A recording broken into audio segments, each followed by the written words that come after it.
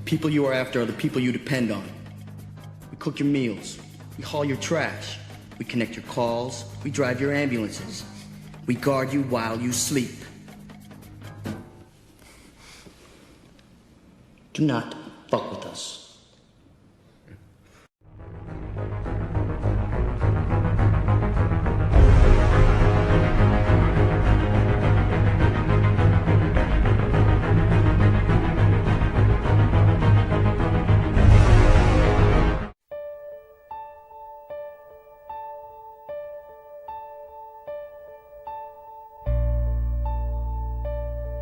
There is an entire universe of people out there, countless others, spreading ideas of a positive future. You might call them dreamers, or crazy. You might say that what they're doing is never gonna work, and that we're doomed to fall to our primal instincts.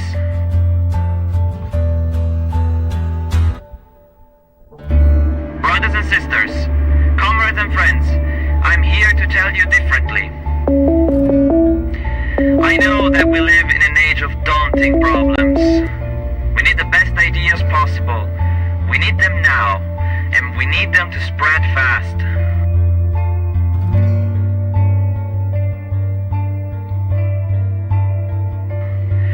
The common good is a meme that was overwhelmed by the seductive mirage of blind profit and intellectual property. But it needs to spread again. If the meme prospers, our laws, our norms, our society, they all transform.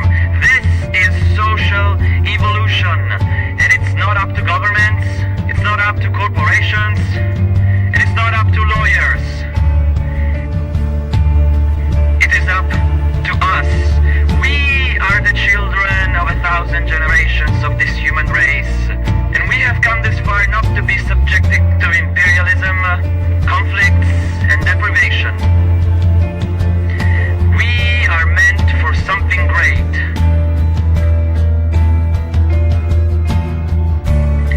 I am here to tell you that with the right mind and motivation, we can achieve anything. We have the technology to feed everyone on Earth. We can escape the prison of working for survival. And we can find a balance with nature. We can do all these and much more, but only if we want to.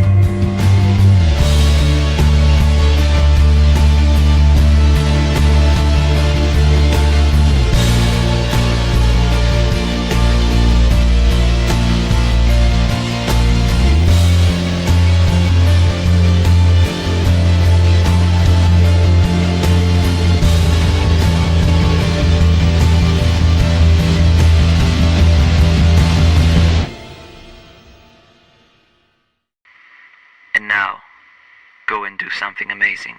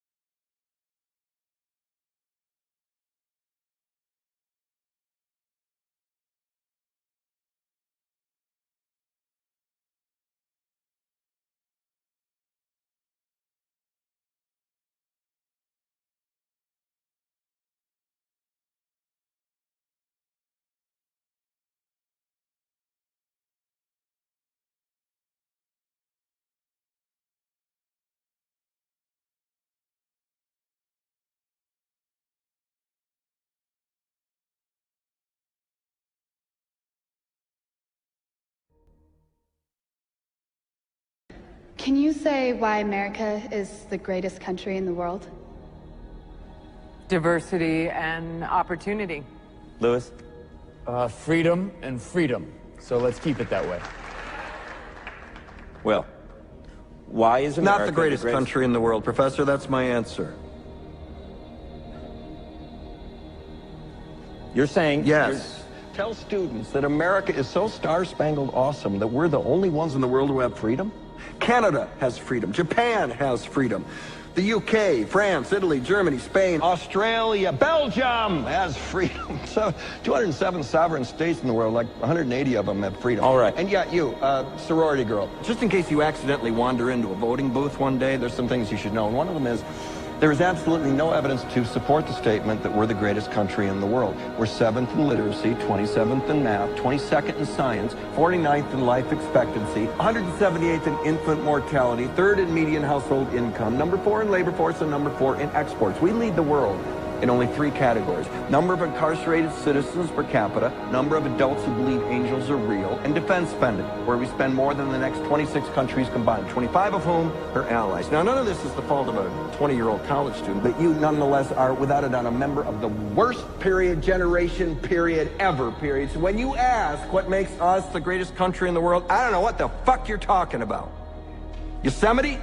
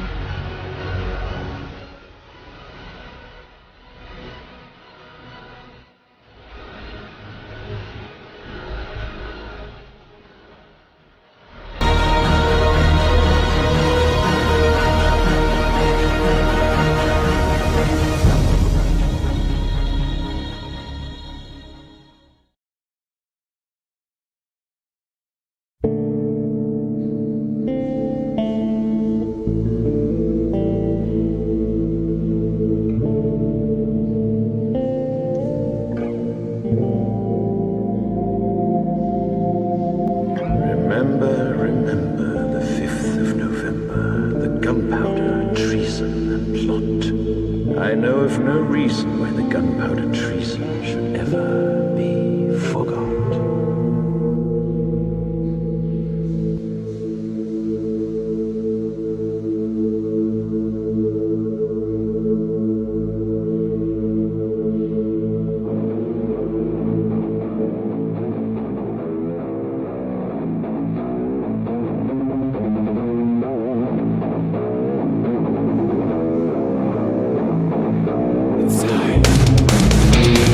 I got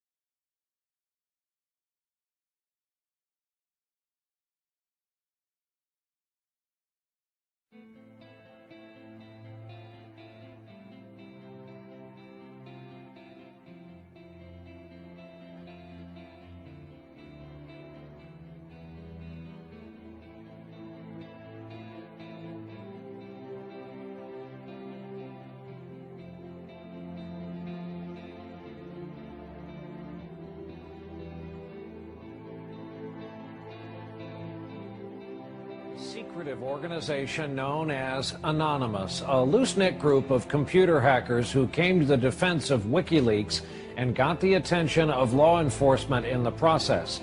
They are young and stealthy, and they are potential giant killers. Anonymous hacker activists have basically got together and are exacting revenge for what they see as attacks on WikiLeaks, and they're targeting a number of corporations that have cut off their ties with WikiLeaks. So they see themselves as protesters. Essentially that the government can't prevent you or I from talking openly.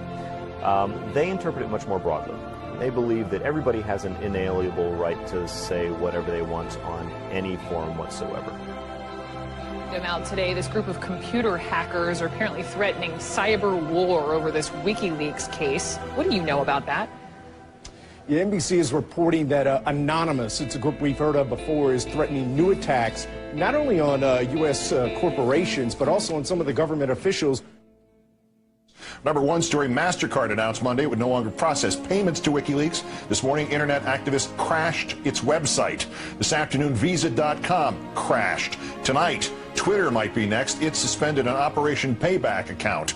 A group calling itself Anonymous has been waging Operation Payback for a few months now. The group says it is dedicated to a, quote, anonymous, decentralized movement that fights against censorship and copy wrong.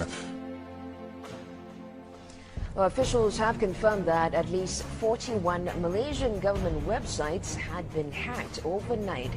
This follows a threat by hacker group Anonymous to punish the authorities for internet censorship. Officials say that 51 websites were hit and at least 41 of them were disrupted in these attacks. Targets like HB Gary, a major cybersecurity firm some U.S. government agencies rely on to keep their computers safe. Last month, HB Gary boasted it would expose Anonymous. The response was swift. Anonymous took down their website, stole thousands of emails, and posted them on the internet. The CEO resigned. Anonymous is credited with bringing down government websites in Tunisia, Egypt, and Libya.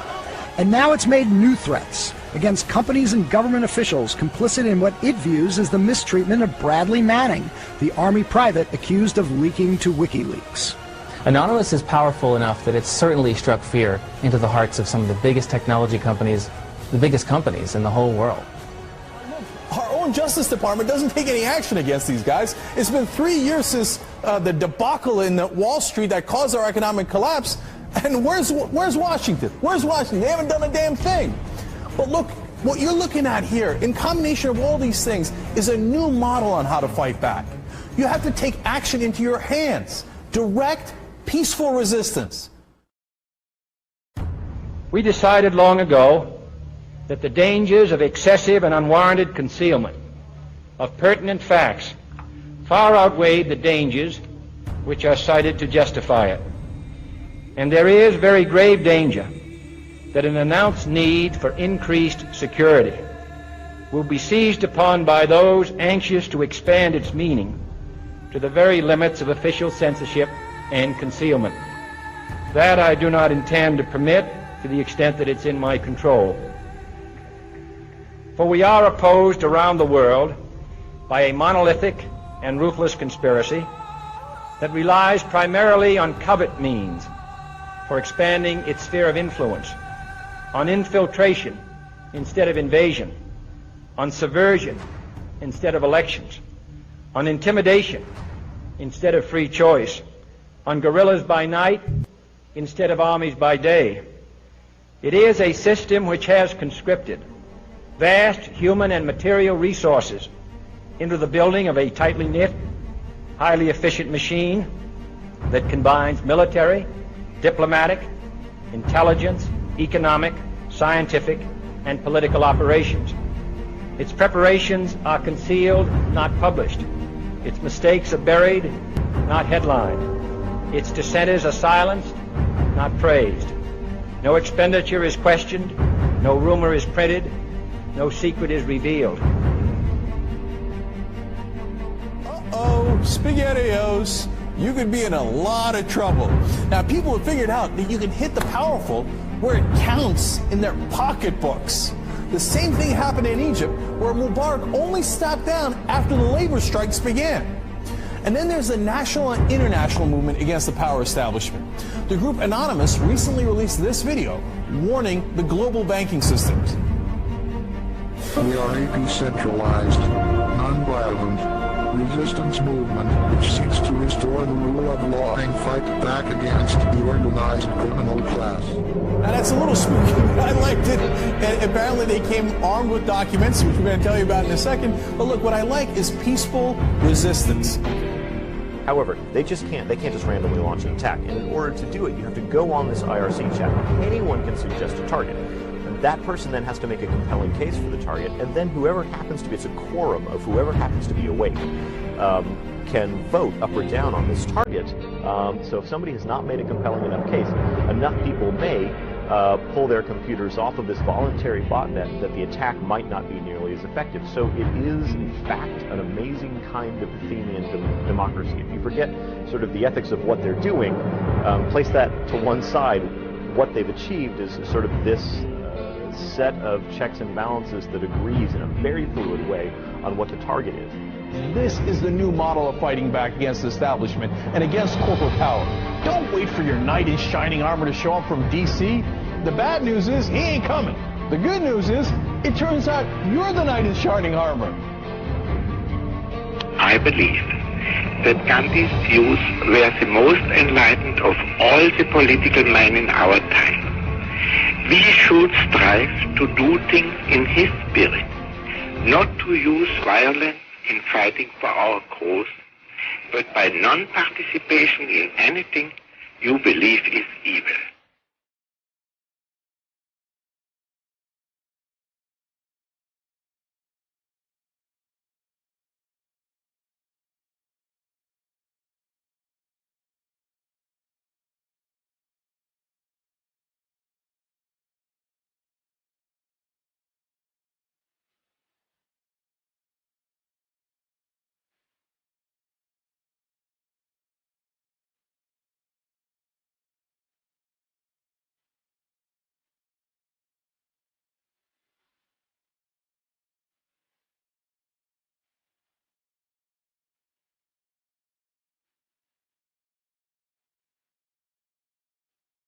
What's next?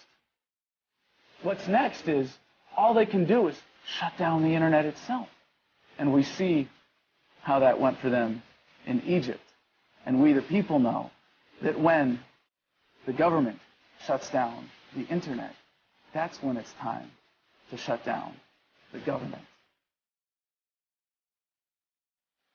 We are Anonymous. We are Legion. We do not forgive. We do not forget. Expect us. And now, you can expect a whole lot more.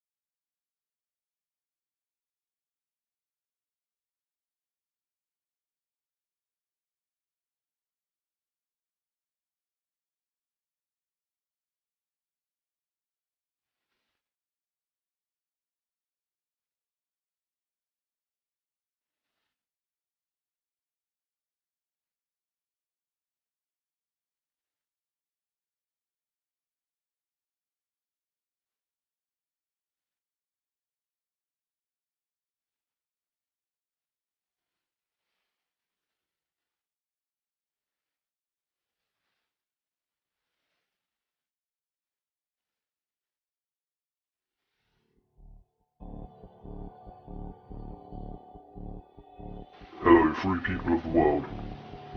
This is Anonymous. It's time to stand up and face the New World Order.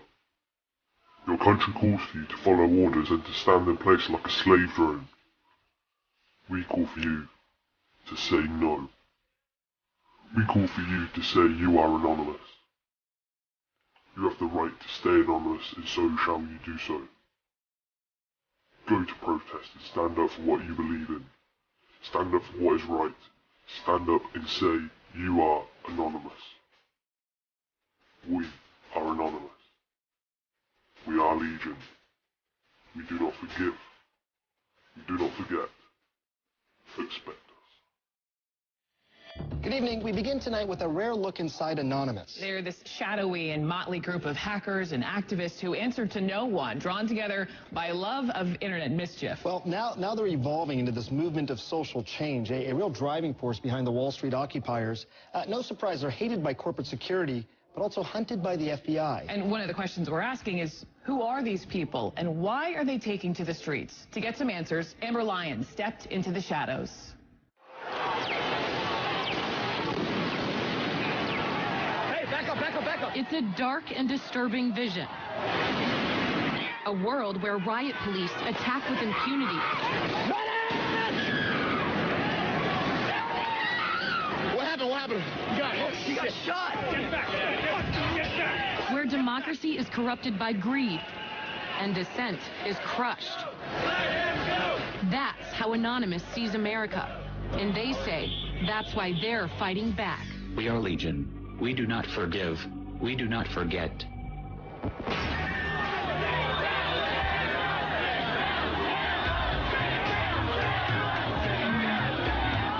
It's a movement that defies description. Leaderless. Tell me what democracy looks like. Faceless. Anarchic. This is our space. A loose collective born on the internet, Anonymous has no official members and no hierarchy. But within the group, some individual Anons have greater standing, earned by their skills as hackers, video makers, to see it with my own eyes and record it myself, and increasingly street-level activists. Troy, not his real name, is one of them. This is what happens when the people have had enough. This is what happens when greed goes unchecked. Troy says he was drawn to Occupy Wall Street after watching his mother struggle with medical debts. He himself is working 2 jobs to make ends meet, despite having a college degree. You kind of just lose track of days, lose track of time, but it's worth it. It's all worth it. We met him at the Occupy Wall Street camp at Zuccotti Park. There's no specific person that talks for us. It's more like a hive, you know, an idea is brought up and whoever agrees with it, if the overwhelming majority of people that agree with it, then we go with it. So we're following Troy, and he's been out here policing, kind of making sure that all of these protesters are getting along with the community and not causing any problems.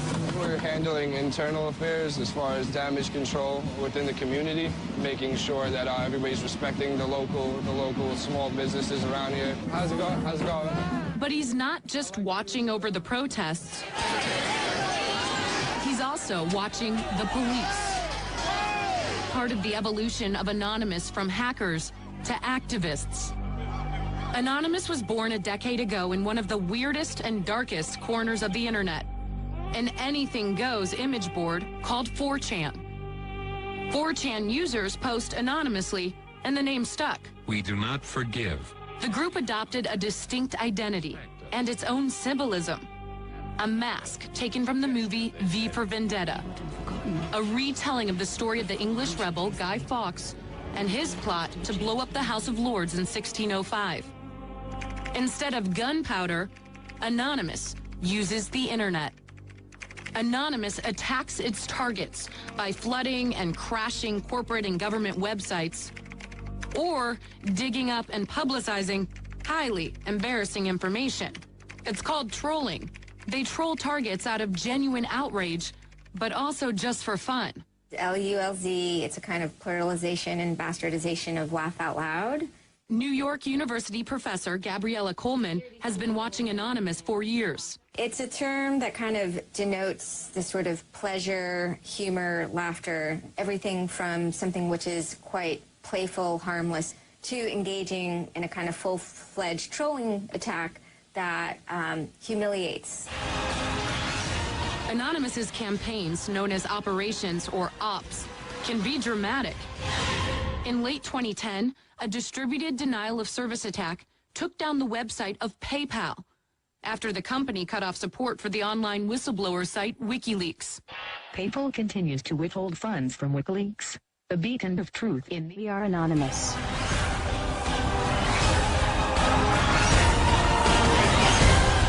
How is it that it seems no one remembers just a few short years ago?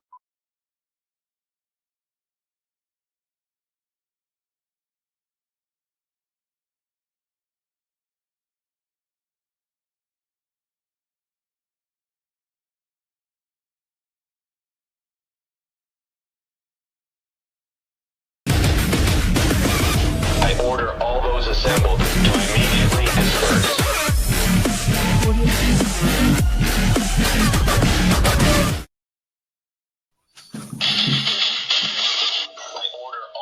And we are live. Welcome to Anonymous Bites Back, episode 40. This is Tyler, your host. Would our other guests like to introduce themselves? Preston from Texas. Stephen Hermanus from the Rings of Saturn. And Stephen, you have another guest on the same device, right? Yes. Can she introduce herself? Hi, I'm Ashton. Hey, Ashton. Yeah, so there's a few things we wanted to address up front. Get to this. I can get the article popped up real quick. We're probably going to address this in a later show as well. So apparently, Bloomberg had produced in March. I wasn't even aware of this till it was brought up to me. On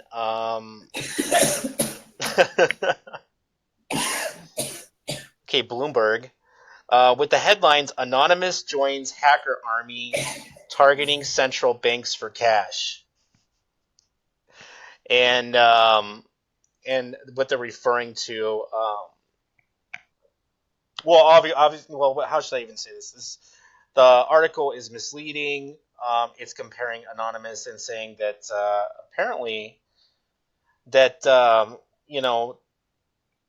they're saying things that are untrue. Okay, and they're referring to an operation. I will not get into it until the right time. But the article is misleading, and according to the source, in February they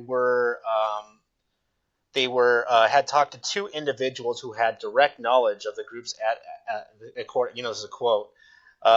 Two people with direct knowledge of the group activities who had not been identified. And they were also saying in February that they were recruiting people in February. And I know full damn well that this operation was not in full effect in February. How should I say? This is another anti-propaganda attempt with really bad reporting skills. Aimed at Anonymous, and I can tell you one thing: there is no Anonymous operation that I know of that even defines any of that. Anonymous joins hacker army targeting central banks for cash. Now there was some Robinhood ops, and those are completely different. Oh, hey, Jessica. Hey, how are you? Yeah, we're going to talk a little bit about this up at front, about that article from Bloomberg. Yeah, well, that's why I called in. I really didn't. I wasn't going to stick around long today, but I heard you talking about it, and figured if I could chime in anywhere along the way, I will. Do we have the go-ahead to even talk about that op? Yeah. It's definitely something that needs to be discussed. It's something that needs to be talked about. for anyone listening, first off, please share the episode. It looks like a lot of us are sleeping today. It was a long night last night when we started addressing activists, not thieves. Hashtag that. Get it trending, please, so we can counter. But yeah, no. For those of you listening and Tyler asking if we have permission, remember we do talk in the back channels, people, and there is a collective and a group of us who are discussing the options with this on a larger scale. So, Tyler just hasn't been there, which is, not a big deal. He has his other things. Oops, that was odd. He has other things he does. So, yeah, but we definitely wanted to address this. Most certainly. Yeah. So the article is very misleading, and the headlines say Anonymous joins hacker army targeting central banks for cash, and that's a misrepresentation of Anonymous. It is. And you're dead right on that. But there's so much to this BS because it's not just Bloomberg. The New York Times also did an article with this. Zero Hedge also did an article with the same rhetoric. Really? Yeah, I know. That's Zero Hedge. When we saw that, I was a little shocked. And there was at least, I believe, there were three. I think there's four sources again. Or not three sources, four sources, but four articles, all with the same rhetoric. And it's if you think about it, it's actually ingenious with what it accomplishes, because people around the world are fed up with the same war rhetoric. We must strike first. We must strike first. In defense with North Korea. So and this is my personal opinion. How I look at this is they are creating a new narrative that everybody can relate to. Because if you look at the polls right now and statistics, people do not support another war. But you start taking their money, the stock market crashes, oil prices go skyrocketing. Guess what? People are going to respond. They can blame it on North Korea, and therefore go to war. Yeah. Okay. Now you tie this in with Anonymous, and number one, you can take out a lot of activists and discredit them, saying these activists, because whether people like it or not, and I can get all the flack I want from this. I really don't care. But Anonymous' voice is huge. We have the ability to spread a message for a cause probably greater than anyone. We do own the internet, and a lot of people really argue and fight that. We are the final boss. No, we are not taking down websites, et cetera, but if we want to get a message out, we can. It started, Scientology was weak, but it started with Occupy. And yes, Occupy was started without Anonymous. But once Anonymous got involved, it went worldwide. Yep. Okay? Standing Rock, and no disrespect at all to the wonderful water protectors who started this. But as soon as Anonymous got involved and again in the back channels and worked out negotiations with them, it blew up worldwide. Because we have a reach that most organizations don't have. And I'm not bad-mouthing anyone in this, not Occupy Wall Street, not the Standing Rock. What I'm saying is we network worldwide. Yep. So if they can discredit us and at the same time get their war rhetoric, it's a win-win for them. Yeah, and this article is written by a financial advising news source. Exactly. It's then like I said, then you add, what was it, 3 or 4 Italian writers? Somebody corrected me today. I thought it was only 3, but I believe there's a 4th writer. Chiara Albanese, Daniela Lepido, and Gilles Turner. Yeah, there might be a 4th one. I'm not sure if I cleaned out my cache today. I think there's actually a 4th one. I must have cleaned out my cache. Yeah, there's sources. They talked to 2 people in February saying that when this operation was going on, that they were recruiting people, And I know damn well it wasn't even going on in February. There is some truth to that, and there's not some truth to that. The fact of the matter, Op Icarus is dead. Okay, it did what it needed to do, whether you agree with it or not. However, there is a small group that has no affiliation with North Korea that is trying to resurrect it again. You know, from my knowledge, none of the original founders of Op Icarus are involved with that, though. Which isn't anything new.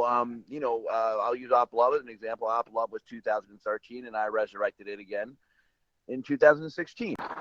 So it's not unheard of. Yeah. To do that, but at the same time, you know, their sources are full of shit. Yeah, their sources are full of shit. That's what I'm saying. Yeah. And this has, you know, this has DOD and CIA written all over. Oh yeah, it does. If not even FBI. You know.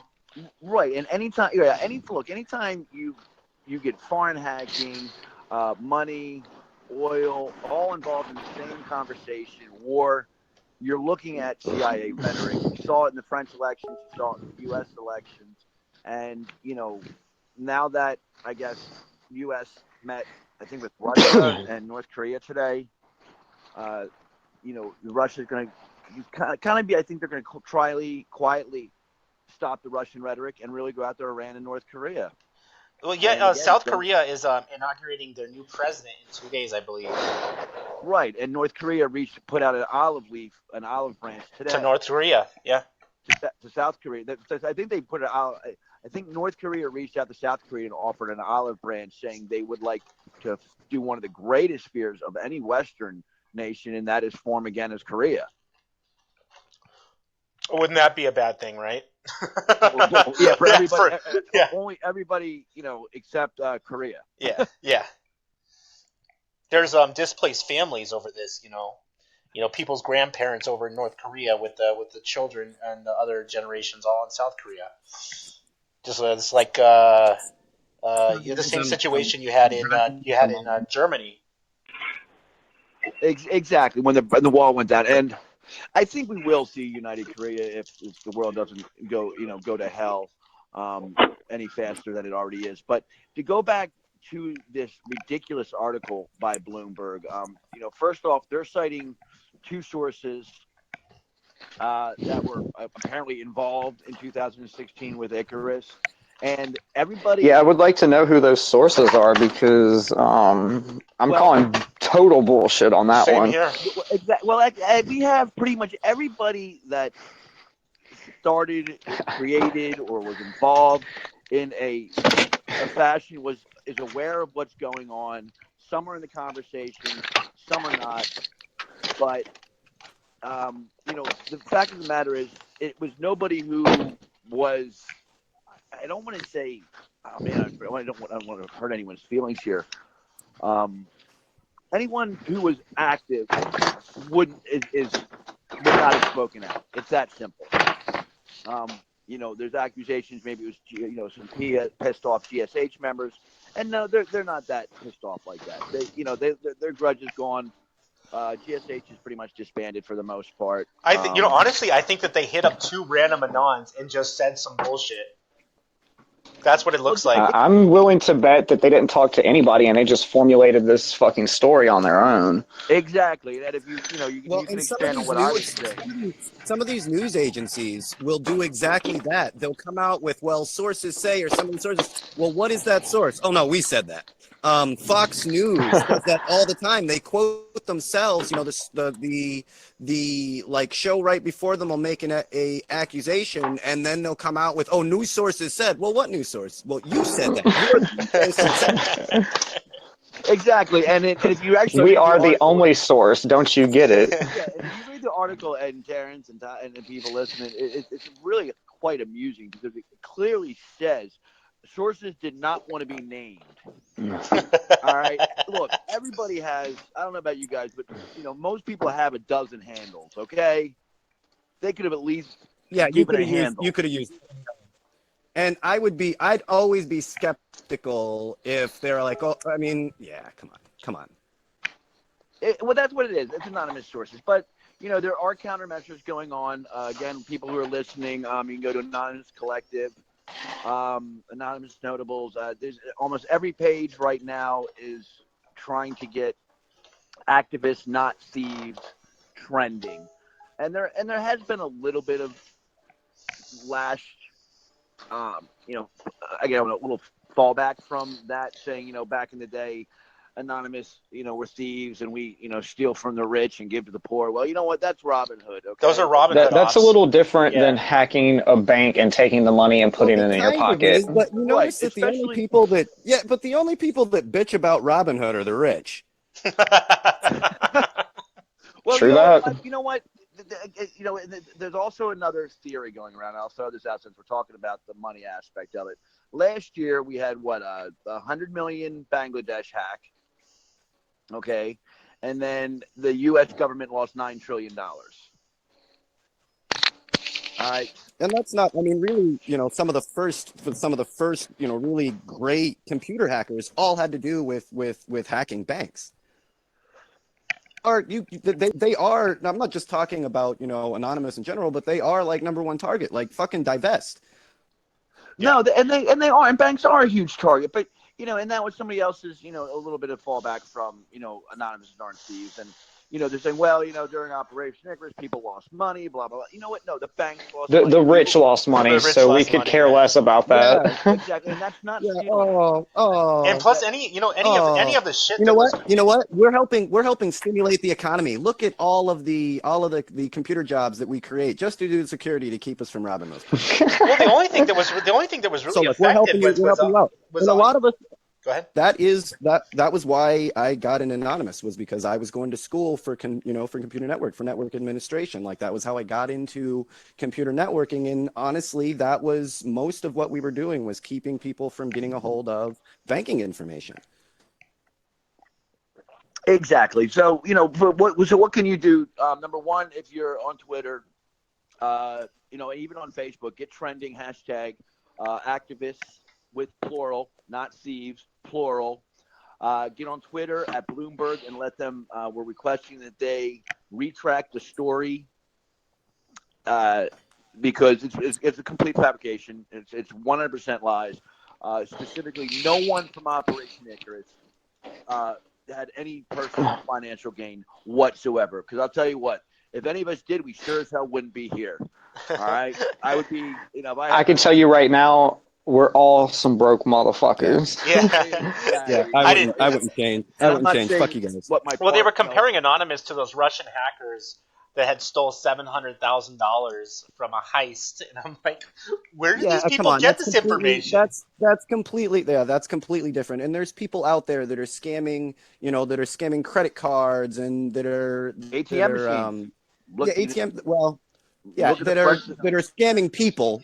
Right, and not the corporation. Because I don't cry for the bank. I don't cry for the banks, guys. I'm sorry, I don't cry for the bank. No, and it's not stealing. You have the hacker who donated $250 million, I think, out of $370 million to the Palestinian cause. Yeah, there was also the other one. There's also they also executed that guy, from what I understand. Are you talking about look? There's a statute of Indonesian limitations. hacker, right? There's a statute of limitations for almost everything except for bank robbery.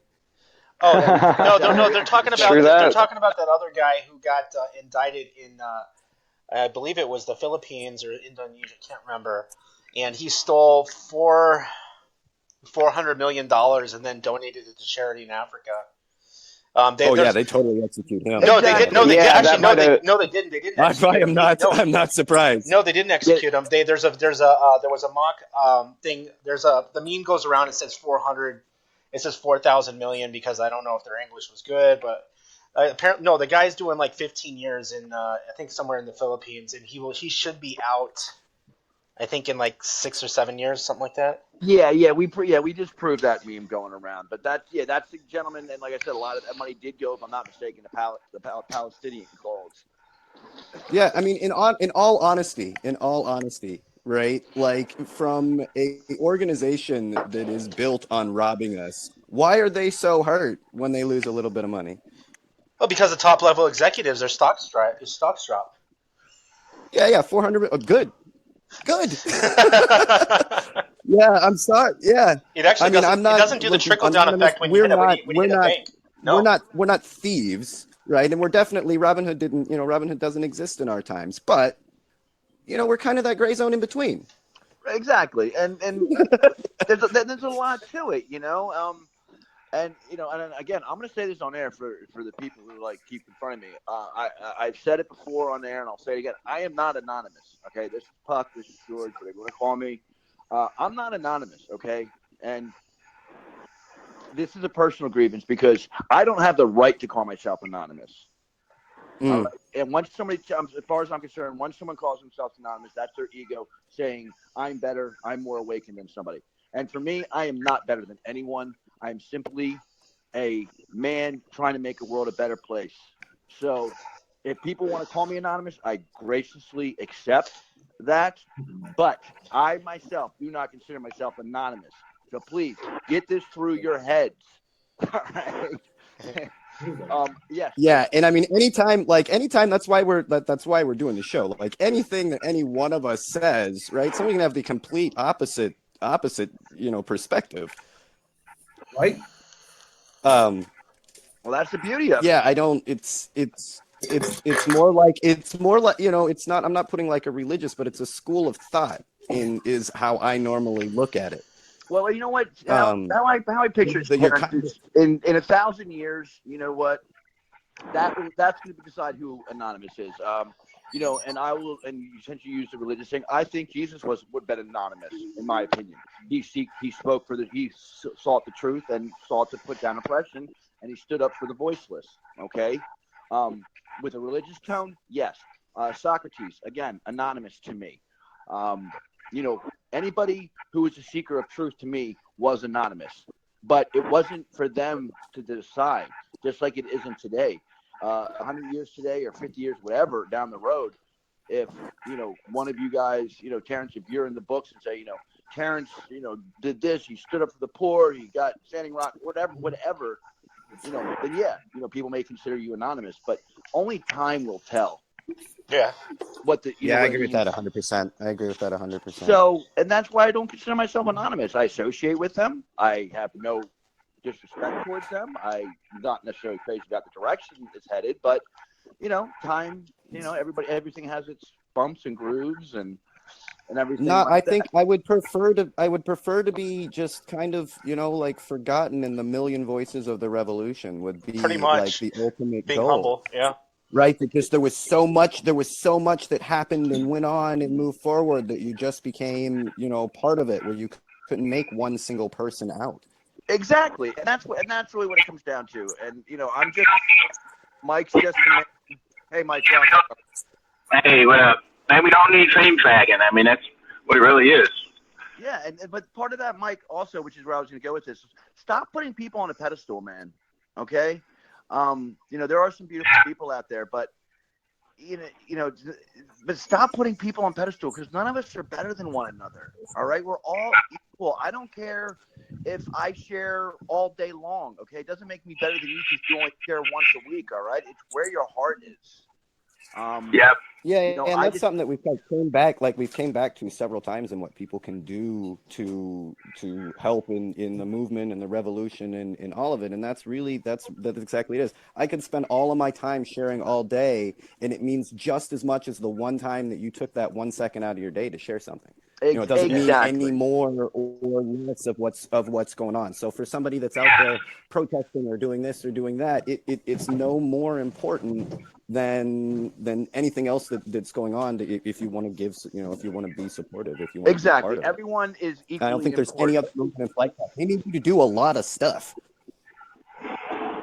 Yeah, I don't like all the labels. Nobody's better than anybody else. No, they're not, and I like I said, I want to make that clear, because we have some really great listeners, and all of you are wonderful people, and just because we happen to be on the show doesn't make us any better. We're simply friends, bullshitting, and putting our point of view out there.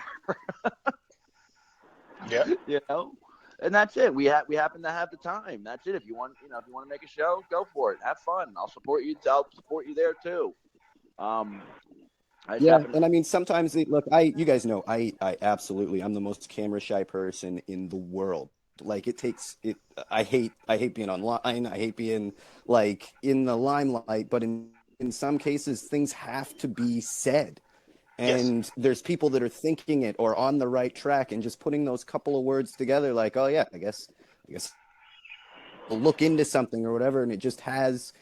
There's no other way to get around it but to do a show like this. Yeah, you know, that reminds me of the phrase right there, Terrence, where they say, you know, if not now, when? If not you, who?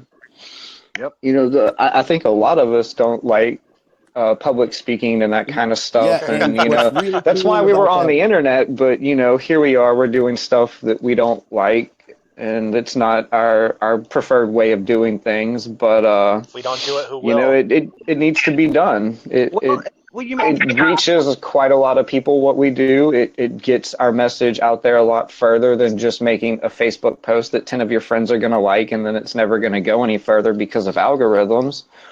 Or Right, you well, know, that's- these live shows bring in thousands of viewers every night, so And that's you a know good it's point proven to you be make there, effective. Ed, because you know, and that's the point that you have to remember what we're up against. Okay, we're up against a system that controls the media in all formats.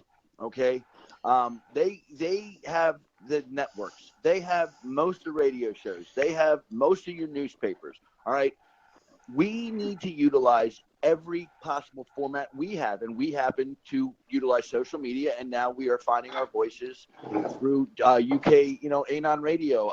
Mr. X does a great radio show. Oh yeah, I forgot about that. They've been going on for a while. Yeah, Mr. X does a great show, and you know, with full of knowledge, man. I mean, him and Hugo last night were just spit knowledge, like it was insane. It blew my mind, to be honest with you. And you know, so Yeah, there's another show that I know Hugo's been on recently, and a couple years ago, about 2 years ago, I was on the show quite a lot with Anon North Texas Radio, and I mean they do. that's right. Yeah, that's Mr. X. Oh, okay. Yeah, and then I thought you were referring to a. on Thursday nights, the Anti-Media with Claire Bernesh, who was on a guest on the other night. She does a radio show on Thursdays with them. So, you know, all we're doing is we're just utilizing our voices the best we can and the best we know how, because we have to fight back with everything that we're capable of. I don't text well, but I prefer talking. So this is my way of getting out what I do. All right. And anybody who knows me will do that. But, you know, and that's exactly what your point is. But I guess the most important thing here is, you know, when you feel you're not doing enough, look, every little bit helps, man. You are good enough. All right. And I don't want to make this some freaking Wayne Dwyer show, but, you know, when you wake up in the morning, just know that you're good enough, all right? And you're doing the best that you can with what you have. And that's basically my message for everybody tonight.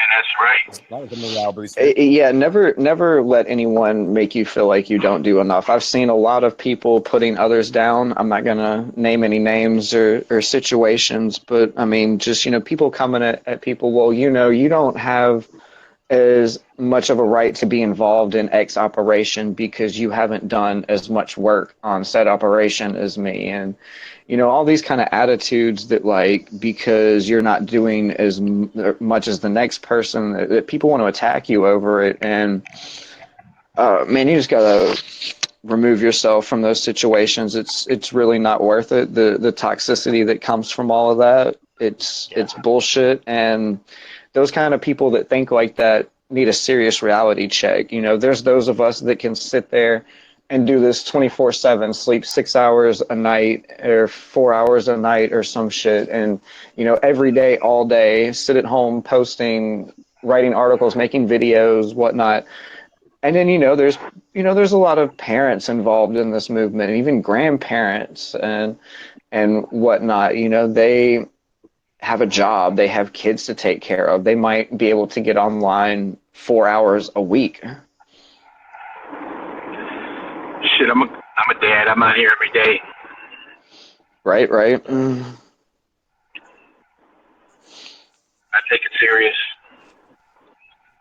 Yeah, like this is a nonstop. No one should ever be put down for not I'm also doing. one of those people that can be sleeping like 4 hours a night. I can't stop. Like when I'm even in my dream, like it's all I can think about 24/7. It's like an obsession. You guys ever listen to that song "Rodeo" by Garth Brooks? No. You guys know that song? Negative. Well, he's talking about it's crazy, right? It's an all right song, but what he's talking about in there is that he cannot think of anything else. Well, he can't think about women. He cannot think about anything. His girlfriend, and it's not another person of flesh and blood, right? It's that rodeo. It's that thing that you're obsessed with. And I'm absolutely positively obsessed with changing this.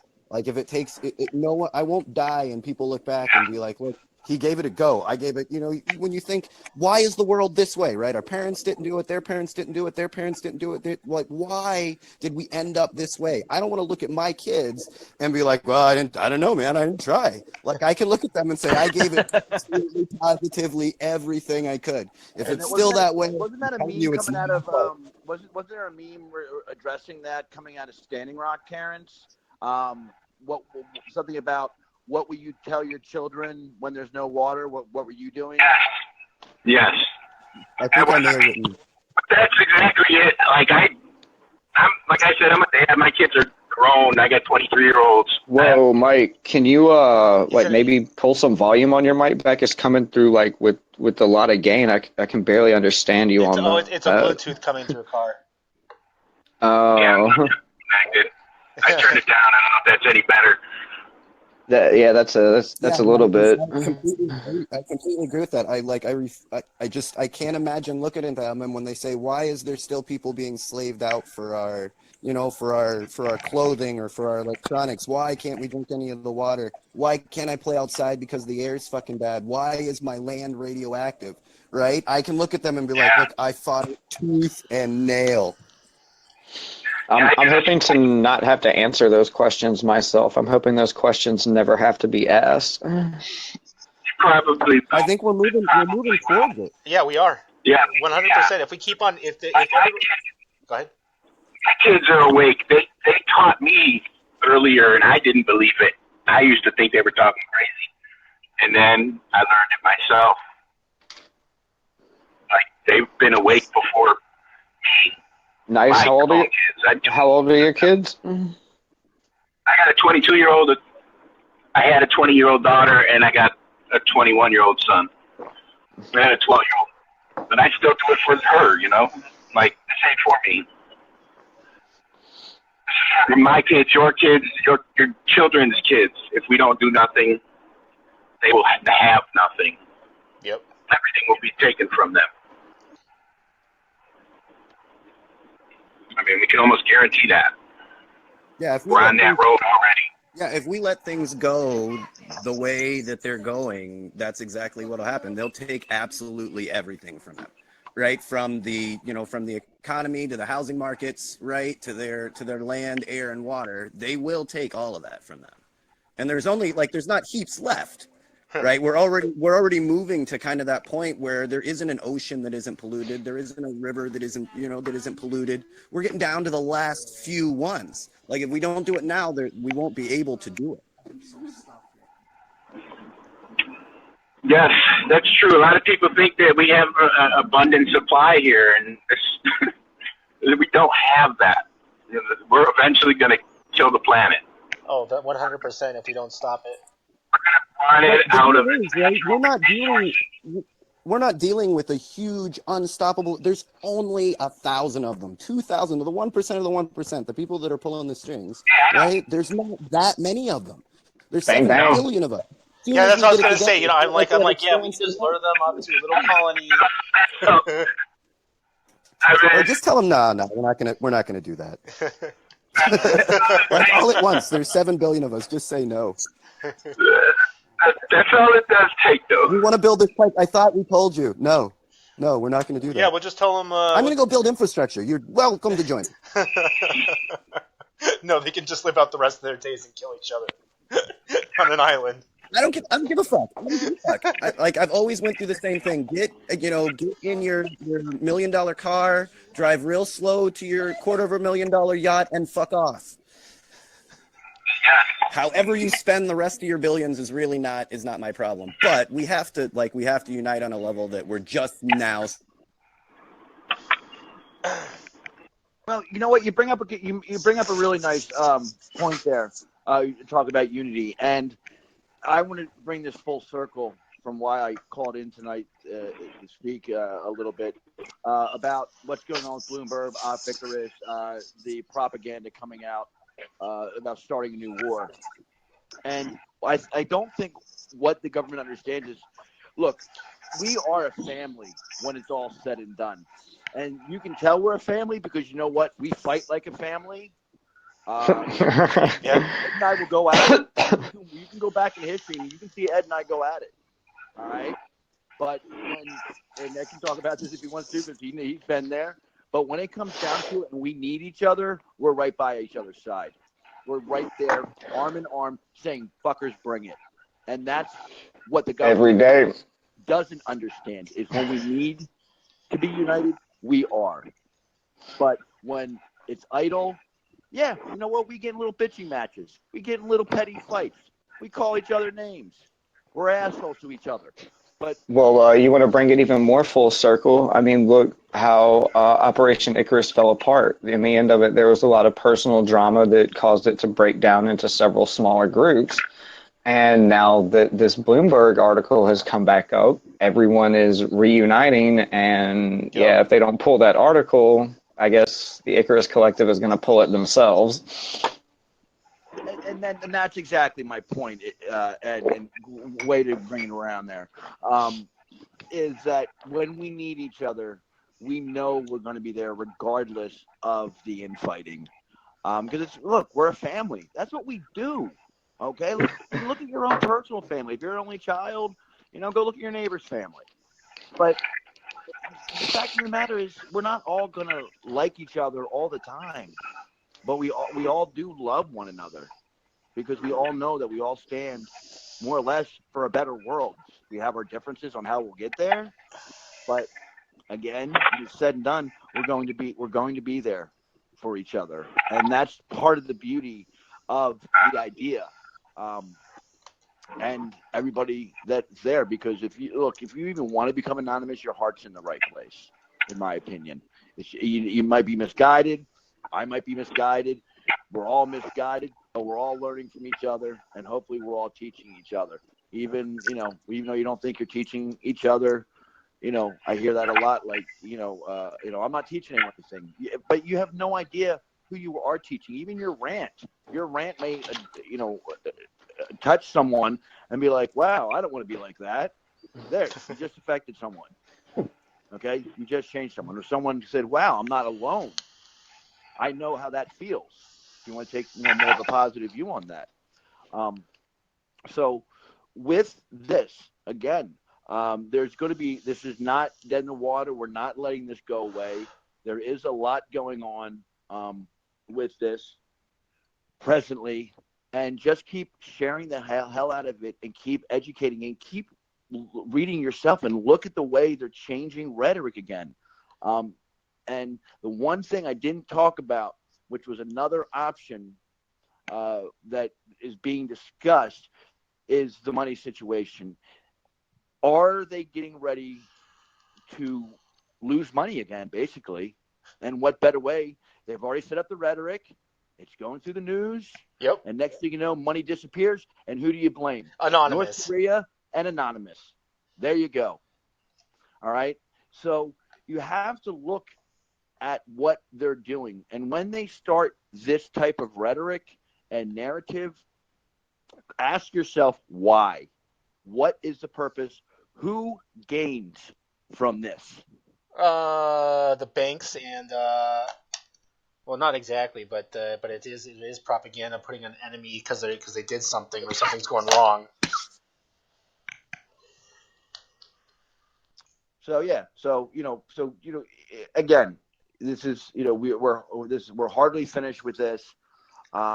Please please, I can't say it enough, get trending, activists, not thieves. And, go at Bloomberg and keep asking him to retract it. From my understanding, and this is not a threat, so please do not take it this way, but, we have access to their email servers. We have access to their servers. We're being nice at the moment. So, if you want to be involved with that also, I'm sure if you already want to be involved with it, I'm sure you know what to do. So I'm not going to tell you anymore. And I'm not justifying it. All I'm saying is, Bloomberg has been warned.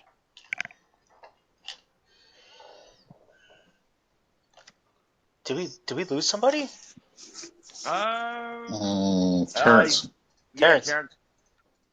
Where'd Terrence go? He's moving around looking for Wi-Fi. Oh, yeah. I think his car got booted. Okay. His car got booted? He's stealing parking, man. Don't pay for that shit. Oh, on another subject, I do not want to let this go. Okay, so Steven, you have a guest on, and we kind of wanted to touch on this. Where's your guest? She's right here. I'm here. Okay, so tell us a little bit about what's going on. Well, back in December, my daughter, I went to Kroger to pick up her medicine and found out about, February, actually not even, maybe about a month ago that they had wrote her an adult prescription and they had given her the adult Valium with alcohol in it for 2 months.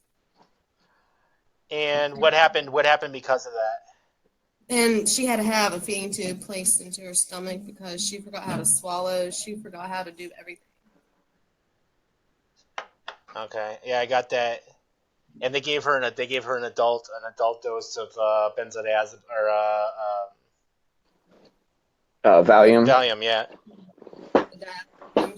It has alcohol in it, so she was sleeping like 21 hours a day, and now she's having to relearn everything. How young is the child? She's 13 months old. Oh my gosh. Yeah, they started overdosing her in December, and she was only like 8 months old. Jesus. Yeah. It might not have been breathing properly. I mean, if you got that kind of memory loss and everything. Well, yeah. What kind of medication was it supposed to be? It was supposed to be the Valium because she has trouble with her muscles. She has increased muscle strength, so it was to relax her. But they were busy that day, I guess, and they just wrote the wrong dosage. Yep. Yeah. Wow. Well, number even giving an infant a low dose of benzodiazepine or any benzodiazepine at that young an age, that's some dangerous territory. Oh yes, it's caused a lot of problems. It really has. Yeah, there's definitely got to be something better they could have done. It seems like they're just trying to push these, benzos, the Valium, the Xanax, and then the painkillers on anyone they can. Yeah, they prescribed it to her because we found out back in October that she has become disabled because she had meningitis when she was about 5 weeks old, and it caused a lot of problems, like some brain tissue deterioration and a lot of problems, and that's what caused the cerebral palsy and the muscle tension and stuff that made her have to get the Valium. I was going to say there are even better muscle relaxers such as Roboxin. There are more, even low doses of gabapentin that would have been more effective on a younger child. But what even about not even going pharma at all? What would CBDs do? CBDs on a young child, that young. If it was the lesser of two evils, yes, but the dosages you'd have to guess. You would have to guess. Well, they'd be tricky. But you would I would go to a doctor that's pro-green and ask. Yes, there probably are. There probably are, doctors that deal with, marijuana on young children. And that we're CBD legal. Virginia is CBD legal. So. It is, yeah. Because I remember in December, the DEA had scheduled CBD oil to a Schedule 1, saying it had no medical benefits whatsoever. And I've talked about this over and over and over and over and over again, that it does have medical purposes. And yes, it does save lives. And yes, it is a God-sending drug to parents, because, you know, there's kids that have grand mal seizures, right? And you have to give them anticonvulsants. Some of them are toxic. Some of them are narcotics. Sometimes you got to give them the phenobarbital. But wouldn't you rather give your kid something that's like the lesser of two evils, something that's kind of it might slow them down a little bit. Now that's not a lie. It might slow down their thinking a little bit, but they won't have the seizures, you know? Yes. Give Zoe. I'd rather give my daughter Zoe marijuana than Valium. I would feel a lot better giving that to her instead of this high dose medication that I don't even feel like she needs. We're giving it also to treat her seizures as well. Oh, she has seizures? Yes. All day long, I believe marijuana should be given to children who have diseases. I mean, if it's medically treating, shouldn't matter. We shouldn't poison our children with the system, the pharmaceuticals. Well, we won't even take them ourselves. And when you're talking about giving marijuana to children, we're not talking about giving them smokable. We're talking about giving them oral or edibles or oils. It's a big difference than trying to get your kids high. Yeah. Trying to treat them, I'd rather treat them with something that I would treat myself with, because I don't even take pharmaceuticals myself. So why would I give them to my children? Exactly. When I got marijuana that I could just give them in other forms that will treat it. It's a touchy subject, though, man. It's a very touchy subject. Well, the fact that this is even an issue, at this point in age, whether it should be illegal or shouldn't be illegal is, in my eyes, is it just another. It's just the old school herbal remedy, man. That's the way you got to look at it. Well, I mean, it shouldn't be an issue. The science is there. The science says that it does have medical benefits. Right? No, it's. They know what they're doing. I mean, the whole economy would collapse.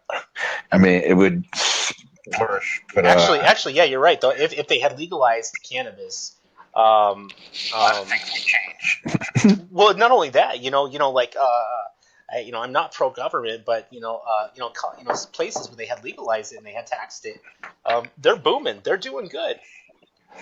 Yes. But if it's not to mention that the other illicit drug use is on the decline in those areas. Yeah.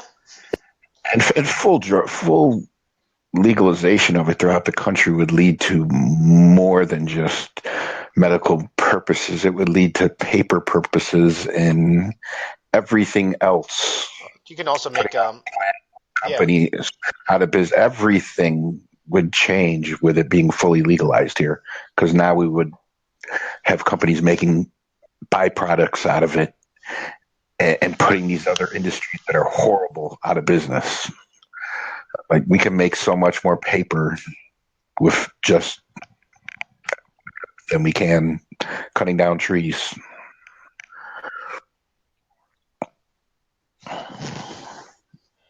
Exactly. There, and if you're looking back into the when they started banning marijuana, it was over bullshit. Yeah. Yeah. It was largely a way for them to attack the anti-government movement of the time, the anti-war protests and everything else. Well, I believe it started in the 30s with the farmers. That they told the farmers that they could grow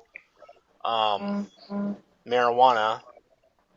And then they told them, I think soon after the crops are going to harvest, they told them that they were illegal, and the farmers had already paid something to plant this plant, and then took it away, and then that was the start of the prohibition for marijuana. I mean, it just sounds funny even saying that it's illegal. Like, growing this plant, like. Well, the plant was here. The plant was here. The plant was here before. Like, I mean, why aren't all these other poisonous plants illegal? Like they're going to make you hallucinate and shit, and they're not illegal. They're not being supposedly abused. Well, this doesn't hurt us. Right? I can go to the hospital and get some fentanyl and die, or I can just walk out in the middle of nowhere in some place and come across a plant. Oh Lord! Speaking of fentanyl, I heard a horrible situation. There's apparently some oxycodone, it's fentanyl in smaller doses, and they're being stamped as oxycodone somewhere. Yeah, I can't recall where it was, but they had a young kid die off of just taking a quarter of it. I think it was that. I saw something about it. It might have actually been here because it was on my timeline. I think they were referring back to not the regular fentanyl, but I think they're referring to the carfentanil, which is 1,000 times more potent than regular fentanyl, or I think it's 100 times. And here's how dangerous carfentanil is. Carfentanil in heroin will kill you instantly. Well, no, a grain of sand is enough to kill you. Yes. Oh, so it's measured in the micrograms then? Ultra low micrograms. Wow, that's crazy. Yeah. And they got a new mixture here that is going to kill a lot of people. I don't know if you've seen it on the news here, Tyler, last night. That is going to come. It's going to kill a lot of people. Well, yeah. Last year there was a fentanyl outbreak on the south side, and 177 people died, in a couple of weeks. Yeah, and the only thing that comes to my mind is government involvement. That's the only thing seriously, because carfentanil is not like your everyday drug, and it has to be made in the lab. And honestly, it's not easy to make that drug. Not at all.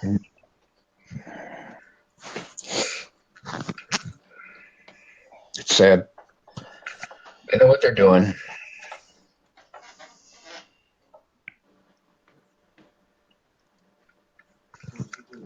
So it's really up to us to stop them. And we can laugh, but it really is true. It comes back to that. They're eventually going to take everything. That's what they want. Yeah. Yeah, it used to be like 25% of kids were on subscribed meds, and now it's over 40%, so we're around 43. So they just keep pumping more and more and more at you. Well, yeah, when I was a kid, everybody was put on Ritalin or Dexedrine or some sort of stimulant, and I turned out fine. I turned out to be an addict. Yeah, pretty much how it works. Yeah, let's just give this 6-year-old kid 20 milligrams of Dexedrine twice a day. He'll be fine. He doesn't sleep for weeks, but he's really focused.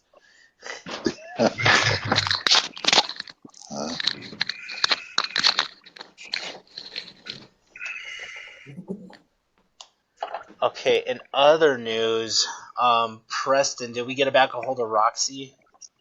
No, I never have been able to get her. She gets inside of Hangouts, and they're doing some screenshots, but she can't see the link. So I don't know if it's on her phone or. Okay, hold on. But she's doing a live feed now of the little mock prison cell they've got there. All right, let me turn on joining link. Okay. And then I am going to give you... Oh, maybe that was it. He'd already added her earlier, but... All right, and then I'm going to give you copy link. Okay. Give her this link. So yeah, give us a little backdrop on what's going on out in Pahrump, Nevada. Oh gosh, I guess about a week and a half ago, there was some kind of problem with it. It involved the shirt of Ammon Bundy being on a bunk or something, and guard came by. There was a little exchange, and the end result of it was he getting shackled in a shower stall for like 13 hours. They threatened to do it for 72, but anyway, he dislocated his shoulders and a wrist the way they did it. And so that's kind of motivated everybody. So there's about 30 people out there who are setting up a camp. They're calling it Camp Liberty, and they're just going to stay there until something happens. That's the plan right now, and looking for anybody else that wants to come out. Their last thing they're doing to raise a little bit of money is people are going inside a 3x3 box that they've built with some bars and raising money that way. But they're doing it right at the exit of the prison, and so all the guards and people on shift change can see it when they come in and out. So they're doing a little psyop on them. They've also marched around the prison twice in total, so all the way around the outside of the prison. So they're just keeping the heat on them. Right now they have a guy. I saw a guy locked in a box yesterday, and he's still locked up in that box, right? They've been switching out. I think the longest any of them have made is like 3 or 4 hours.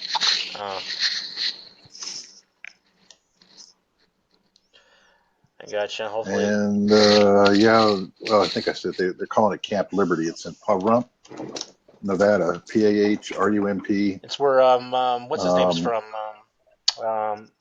George Norrie? No. Art Bell. The radio show. Art Bell? Yeah, he's from Nevada. Oh, huh. Yeah, this is another one of those private prisons out there. What's interesting about this? They've had people, look into, go to the border prisons and so forth, saying, hey, look, you're responsible for this. And they claim they have no responsibility for what goes on in that prison. They're under contract and they're under no obligation. So that's when, as we know, you're wards of the state, et cetera, your obligation doesn't. Yeah, but when isn't dismissed because you're under some kind of contract. I mean, that's just all bullshit. Well, that's the kind of shit they tell you. Well, when does being a ward of the state or being property of the state technically, involve humanitarian crimes, and that's what America has boiled down to. Well, you got to remember, these guys, they have been denied pretrial release, no bail, and they're being held under, those kind of circumstances, in a pre-trial, convicted type of environment. Going on, 16 months, 17 months? Well, here's another, here's play the devil's advocate. I've been in prison, multiple times, and I would say to anybody, that somebody's giggling. And I would say that solitary confinement, what does that teach anybody? In all honesty, it gives you more psychological damage than it does anything else. Yeah, they're just obviously, picking on certain ones of them and making an example, trying to break you. That's what I think's really going on. My experience, with guards is that, a lot of them get off on, they are sick, twisted individuals who get off on being evil, cruel. And there was an experiment in the 70s. I think you might be familiar with this one, where they had a bunch of college students in a mock jail in a university, and the students were the prisoners, and they had other students that they had hired as the guards, and they didn't tell them to I guess there was a few basic rules, and essentially what had happened is that there was abuse going on between the guards and the students. Almost as though the guards kind of let this shit go to their heads. Yeah, it does seem like quite a bit of that's going on. I don't know what the manpower is out there, but that is happening. Certain psychologies gravitate to. Like that. What would happen? What would happen if hypothetically, without any notice, without anything, there was an internal investigation with hidden cameras going on into United States prison systems, and it was an unbiased review that would be reviewed by a judge that would decide whether you are up to par and you should be shut down. What do you think would happen to America's prison systems? Well, the private ones would have more of a problem. I guess maybe the states that are still running their systems seem to do better than that's farming it out to private industry because they're going for the lowest buck. They don't give a crap, and it plays to the government because they seem to think that contract with them is some kind of immunity wall and gives them protection from whatever might happen. And that's the way they're playing it anyway. We know that's not true, but Well, I remember that one story that broke out where the judge was sentencing kids to jail, and remember the kid committed suicide because he was repetitively raped in a juvenile detention center, and the judge was getting kickbacks for all the kids he had to put into prison. Oh my god! Yeah, that's happened several places. That was probably 10 years ago or so. There was one down here like that out in West Texas. I think the other one was in Pennsylvania. Good old boy setup. But yeah, that's what they do. As long as they can and there's no oversight and accountability, this is the kind of stuff that's going to continue to happen. It's like accountability is like a big joke with the government. Oh yeah, especially with police officers as well. Yeah, every day you're seeing more and more of the beatings for no reason. And what good does it have to video if the guy gets killed and they still don't do anything? That whole body cam thing that was going to change everything because they were being watched. All of a sudden they malfunction, right? Yeah, well, that really didn't pan out. Even when they have the video, it's just like, well, And now they're saying, remember, there was even stipulations that said that they could not use them in court in some places where the judges would not accept them. Like it was some back end deal. Yeah, any way they can to swing a case. Certain jurisdictions, I suppose. And if I had it my way, I would have all the officers disarmed. You gotta catch me, motherfucker.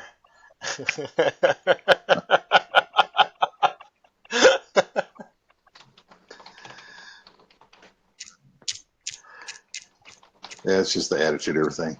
I don't know, because I'm a little bit older. I still remember how it was. Not like it was perfect 40 years ago, but it was different then, man. That's all I could say. It wasn't this environment like you got set up now. It's really twisted. It's obviously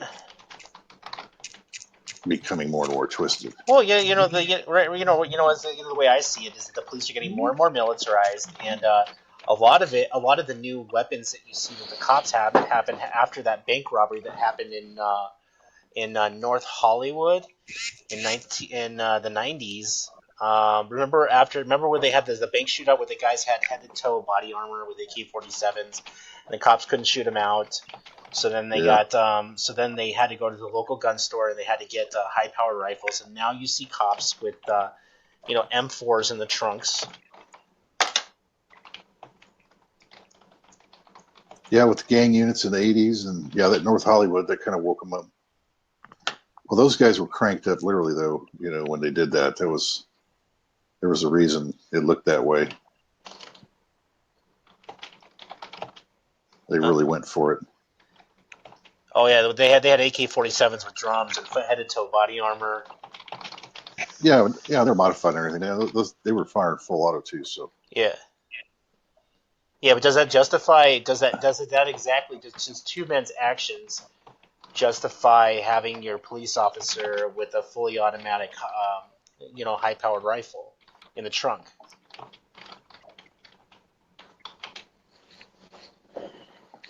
Well, I mean, they do have special weapons and tactics. They're trained, trained personnel who know how to fire these weapons with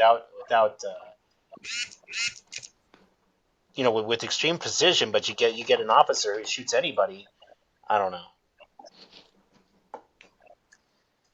Yeah, that's where it's gone. The cops years ago, they were fine with a 6-shooter.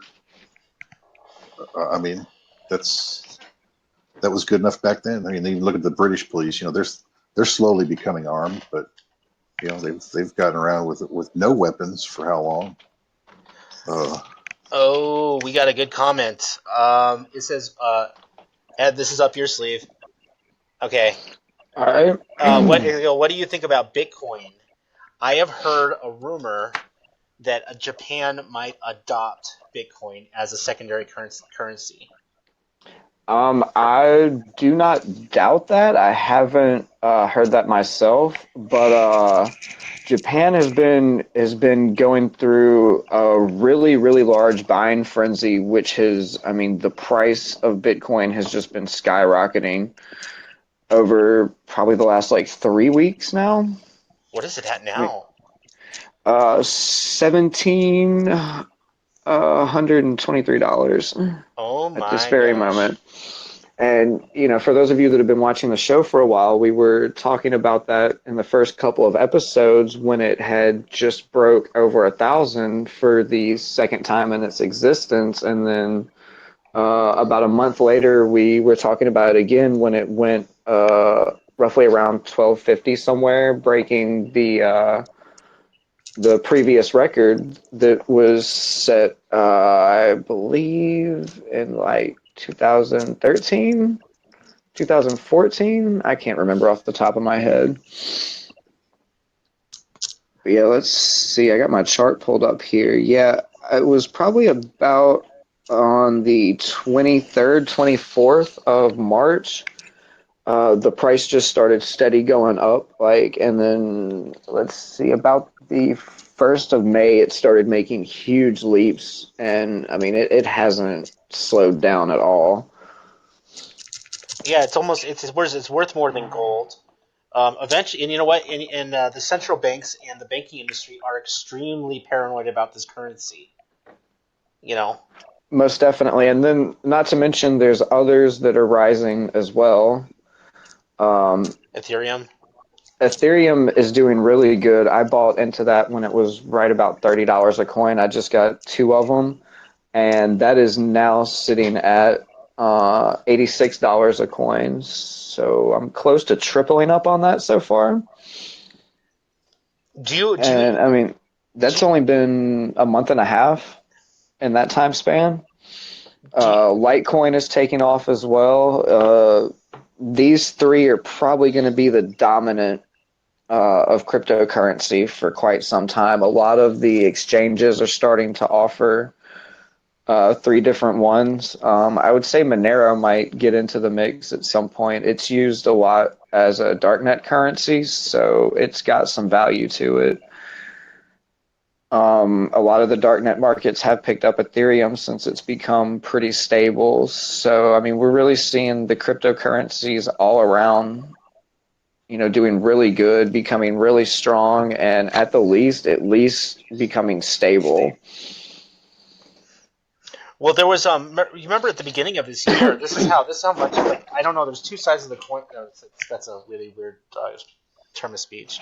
2 sides of the Bitcoin. Yeah. No. So I've heard stories that this is the elite's plan of trying to reintroduce another currency to because they know that our monetary system is going to fail. I kind of do and I kind of don't. But then I also see what the SEC's reaction from putting weird restrictions on Bitcoin. I think you remember hearing about this at the beginning of the year, where there were certain companies. There were certain companies that in certain applications that you couldn't purchase them anymore, but you could trade them. Yeah, there's been a lot of that going on. There was the failed initiative also to have it. They were trying to get it into, I guess, the stock market exchange with the stock symbol, and it didn't work out. I think that was right about the time that we saw it shot up and break the previous record from quite a few years ago. And it fell off really hard after that. So, I really saw that as there was a lot of people buying into it, thinking that it was going to be a good investment. It was going to get on the stock market, and then they were going to make a shitload of money off of it. And it didn't, so they sold out immediately, sending it back down. But that strength that they gave it from when it passed over 1,000, that was a big mark. And then when it broke its record, that was another big mark. And then now this right here is another big mark, with it just shattering records by the hour. And these type of activities really help it, and it makes more people aware as well, because the news is now talking about it. You can hear, I could probably turn on MSNBC, the fucking financial news station that they have, where they just talk about money shit all day, and they'll probably be talking about Bitcoin at some point within the hour. I guess it's being mentioned quite a lot, and with this kind of strength that it's having, it's really gonna be making some big plays here coming soon. I don't know what, but some things are gonna happen. It's doing its job, I'll say that. It is a threat to be reckoned with.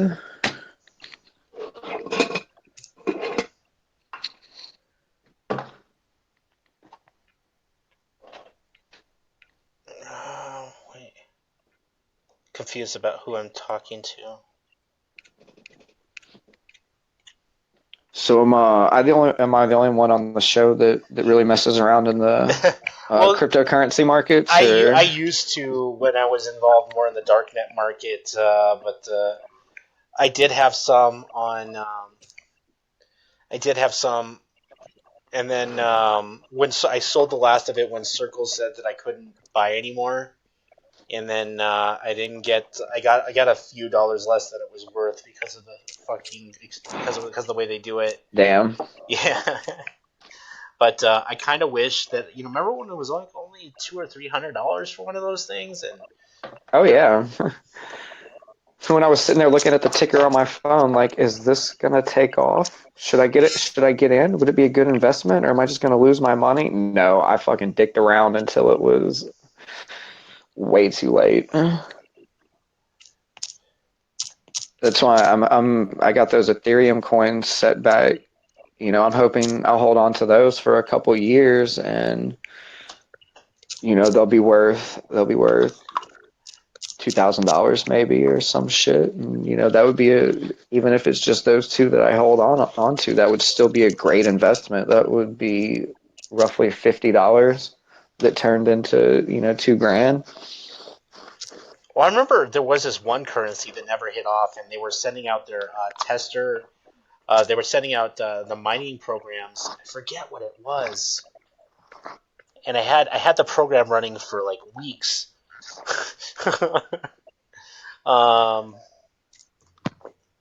Too bad that shit never hit off. Yeah, there's a lot of them that come out and flop. I mean, you can watch some of them die in a couple weeks. There's some really silly ones out there that I've seen hang around for some time. There's the Dogecoin, like the meme, the big fuzzy dog. And I mean, people still fuck with that, which is kind of weird. It's not really worth much, but they're all about their Dogecoin. Now, to anybody who's new to Bitcoin, would you ever recommend them actually mining Bitcoins? Now they have mining communities with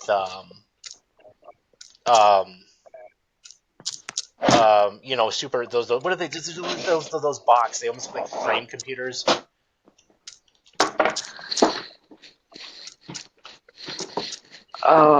They've got all kind of devices. I mean, you can download apps on your cell phone now that are supposed to be able to mine Bitcoin, and I guess they do. I kind of looked into it, but it was just at such a slow rate that it wasn't worth the time of waiting to get anywhere close to a monetary value. It'd be like fractions of a penny over a week, and it's like, nah, phone's not putting out enough power. But I feel like those are more so somebody's making money off of those, but not the people that are running them, Well, supposedly when you're running one of those mining applications on a computer, not only is your computer mining for Bitcoins, but it's also making pennies on every so often from decrypting and analyzing transactions from bitcoins, if I'm correct. Well, right? that's all the mining is actually. Is the mining is the processing of the transaction, and processing the transaction is the reward. So at this stage, like you get a piece of the transaction fee. Well, I guess depending on where it comes from, you might the transaction fees might all be eaten up by the service you're using. But in the future, when all the bitcoins are mined, that will be all you get from the mining fee, or the mining reward is the transaction fee. So those will probably go up to, like right now, a transaction fee, you'll pay a small fraction of a Bitcoin that might come out to be 2 cents tops, a penny. Now, since it is, go ahead. Well, I was going to say those will probably go up to, being more like, for bigger transactions, $1 or $2. But yeah, that's all the mining is processing those transactions as they come through. And it's basically what powers the entire thing. Like without that, it would all fall apart.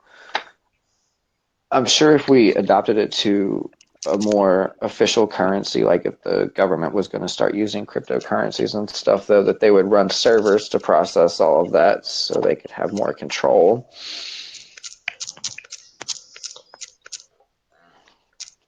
No, cryptocurrency or the Bitcoin in general is like it's a completely different currency where the algorithm or not the algorithm, the blockchain, sorry, is finite, and once the 20 million bitcoins have been mined, that's it. That's all there is. Well, the blockchain would be infinite, but yeah, the actual pool of bitcoins is it's either 21 or 22 million. I think it is 21. Once those are mined, they're all gone. That will be all the bitcoins that are in circulation. But at the same time, the value of them will exponentially go up because it'll be, it goes up, spread it thinner. It has to be worth something or it's going to die out completely. So the value has nowhere to go but up. But yeah, once those are all mined out, it'll just be straight transaction processing, and the reward will not be any new bitcoins into the system. But the blockchain will go on because it's the actual processing of the transactions. So like after they're all mined up, we can still move them around, and that'll need to be taken care of. Now, what would you say would you say that using bitcoins in general is a big fuck you to the infrastructure, to the central banks? Like if everybody pulled out their money and said from the banks, that have to, essentially get, report back to the Federal Reserve at some point or another. No one's what? Big fuck you to the system. Yeah.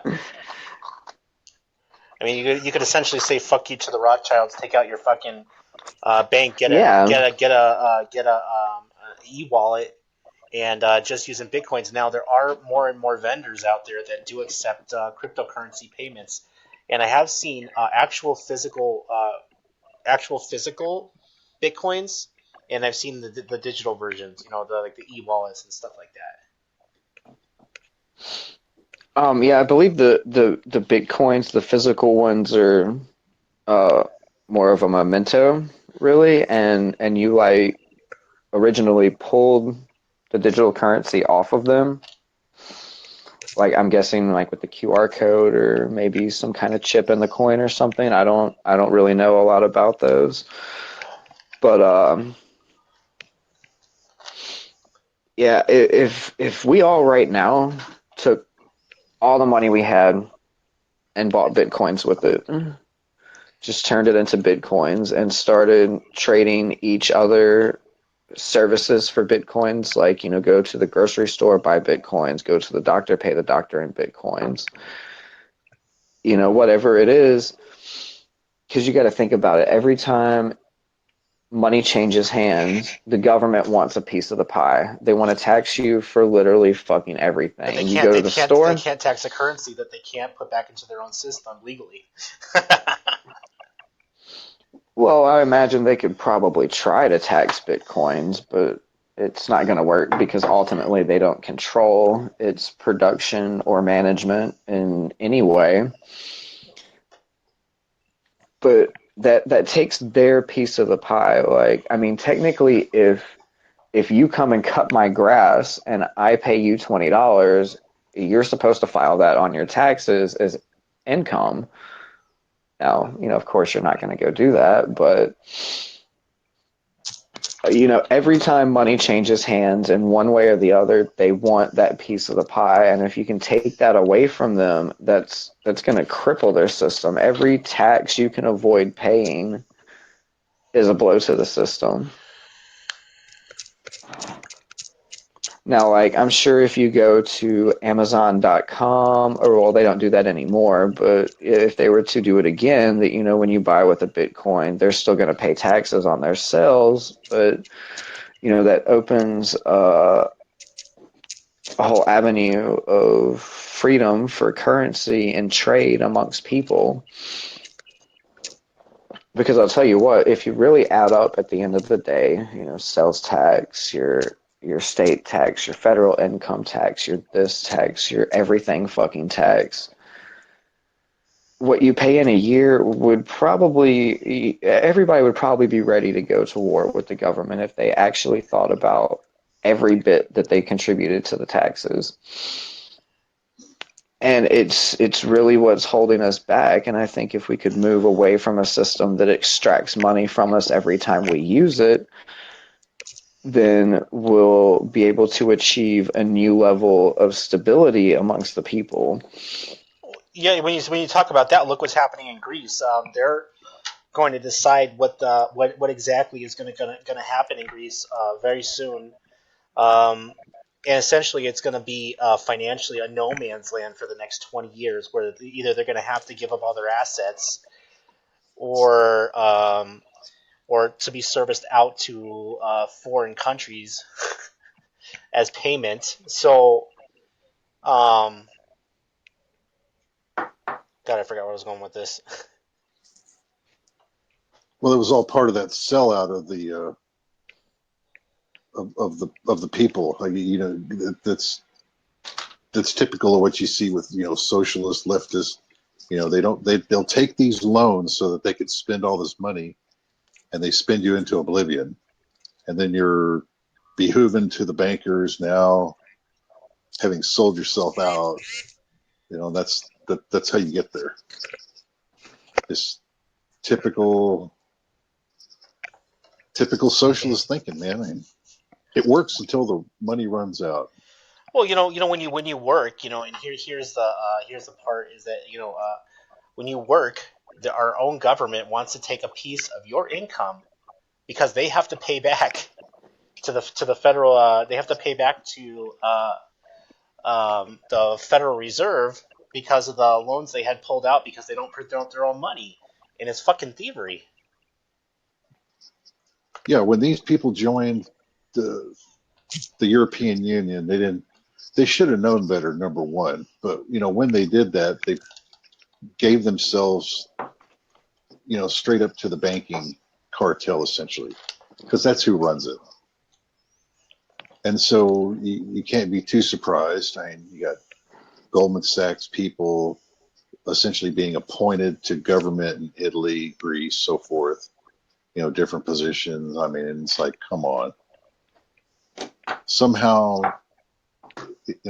that's better from a leftist standpoint than having some pride in your country and being a nationalist. I mean, I'm not saying that's a solution either, but if you had a lesser of two evils, why? It's just like the French election. Why would you vote for a Rothschild's banker, believing that's a populist candidate? You can't possibly be that stupid. Yeah. And yet they just did it. I think Enrico said The Federal Reserve has nothing to do with the U.S. government. Essentially, yes, that is true. Oh yeah, no doubt. They No are doubt. they are an independent bank and have no affiliation to our government. They are about as Federal Express, but they produce our money at interest. And so here's even the shittier part about it is that they're also tied into the big loophole is the IRS. They're also tied into that. They're also tied into to the Federal Reserve. So when you pay your taxes to the IRS, it goes straight back to the Federal Reserve. It doesn't go anywhere else.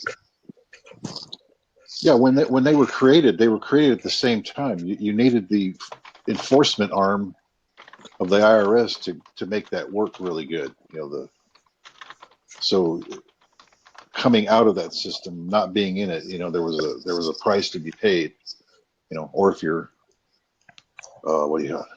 forging money or something along those lines as well. Just creating the Fed wouldn't necessarily have done it, from an enforcement standpoint. And there's been people that have even challenged the IRS. Remember, what's his name? Oh yeah, there is no law. There is no law that says you have to pay it's a voluntary tax, and according to a case from the Supreme Court, it was deemed. God, my memory's foggy today. Null and void. Yeah, the from their standpoint, they don't care though because they have their own courts and they just don't. They're not interested in hearing that argument. So it's real simple. But there is no law, and it's a deprivation of rights under color of law. This is how they do it to you. It's a sham. Well, yeah, and the founding fathers of this country, they fought against shit like this, and look what we got now. Oh yeah, they would have been shooting already. I mean, we've gotten soft, man, because we put up with like 30% taxes, and they were getting pissed off when it was 2 or 3. The taxes actually, when you add up all the taxes that you have to pay on a year, it actually equals out to more than 30%. It's more like in the 40-45s. They've got a flat rate on self-employed of 40%. Really? At least in whatever category I was in, that's what they wanted out of what I made last year was 40%. And looked at my bank account and it's in the negative, so that's definitely not happening. They're gonna have to come take that piece of the pie if they want it. Yeah, I'm in that same boat. I have to file. I get these threatening letters from that agency. Yeah, I do. I get them all the time. We'll take all your assets. Well, I got nothing. You can take my laptop. That's whatever.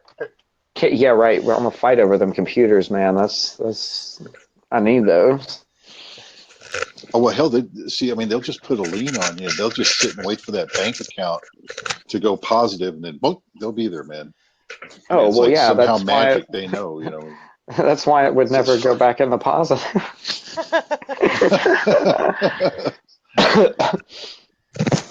Oops.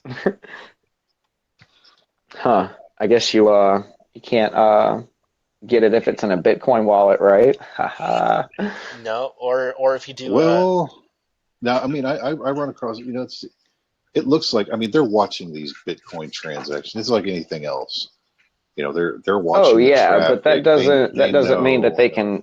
can take the money though. They definitely can't come and get them. I mean, they can be stored. Wallets can be stored on flash drives, which can be, stored anywhere. I could mail a flash drive with an encrypted Bitcoin wallet across the country and then have a trusted person lock it up in some train station deposit box that I have paid up front for like 5 years, and it can just sit there. And at the same time, it can still receive Bitcoin transactions because it doesn't have to be online. It just has to know once it reads the blockchain that money belongs to that wallet. Like once it connects back to the internet, it'll sync back up and it'll know it has money. So I mean, it can taken to the extreme. It can definitely protect your assets from things like IRS asset seizures and shit like that. No, there was a horror story I did hear from Bitcoins. This was 5-6 years ago. So there was this company out in Poland. Now, if I'm correct on the way that Bitcoins work, if you're you can actually physically store Bitcoins onto a hard drive, right? Or a location, if I'm correct, right? Yes and no.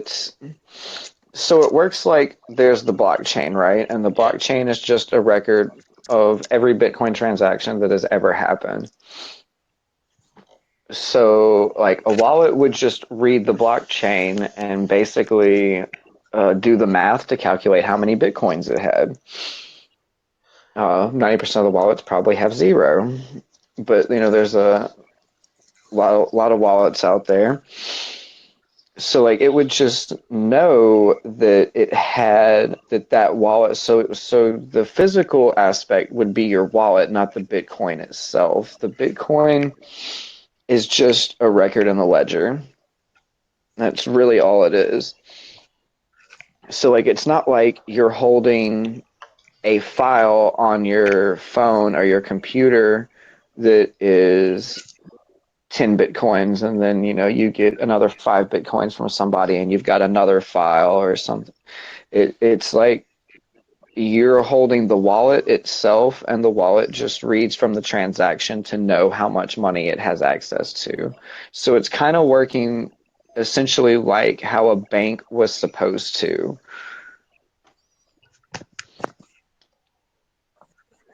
I got you. Like Yeah. with the blockchain being the actual bank.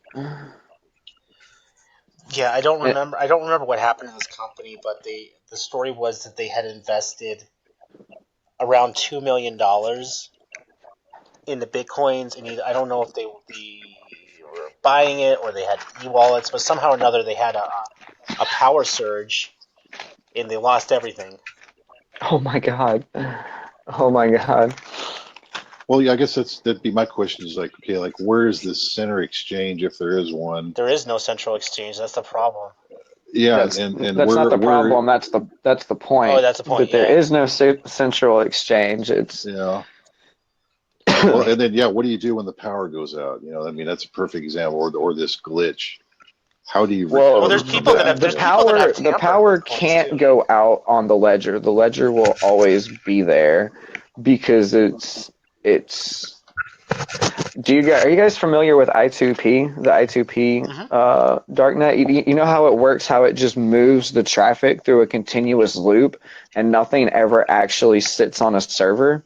Yeah. It's kind of like how Bitcoin works. Like, since nothing's you can't exactly wipe the blockchain out.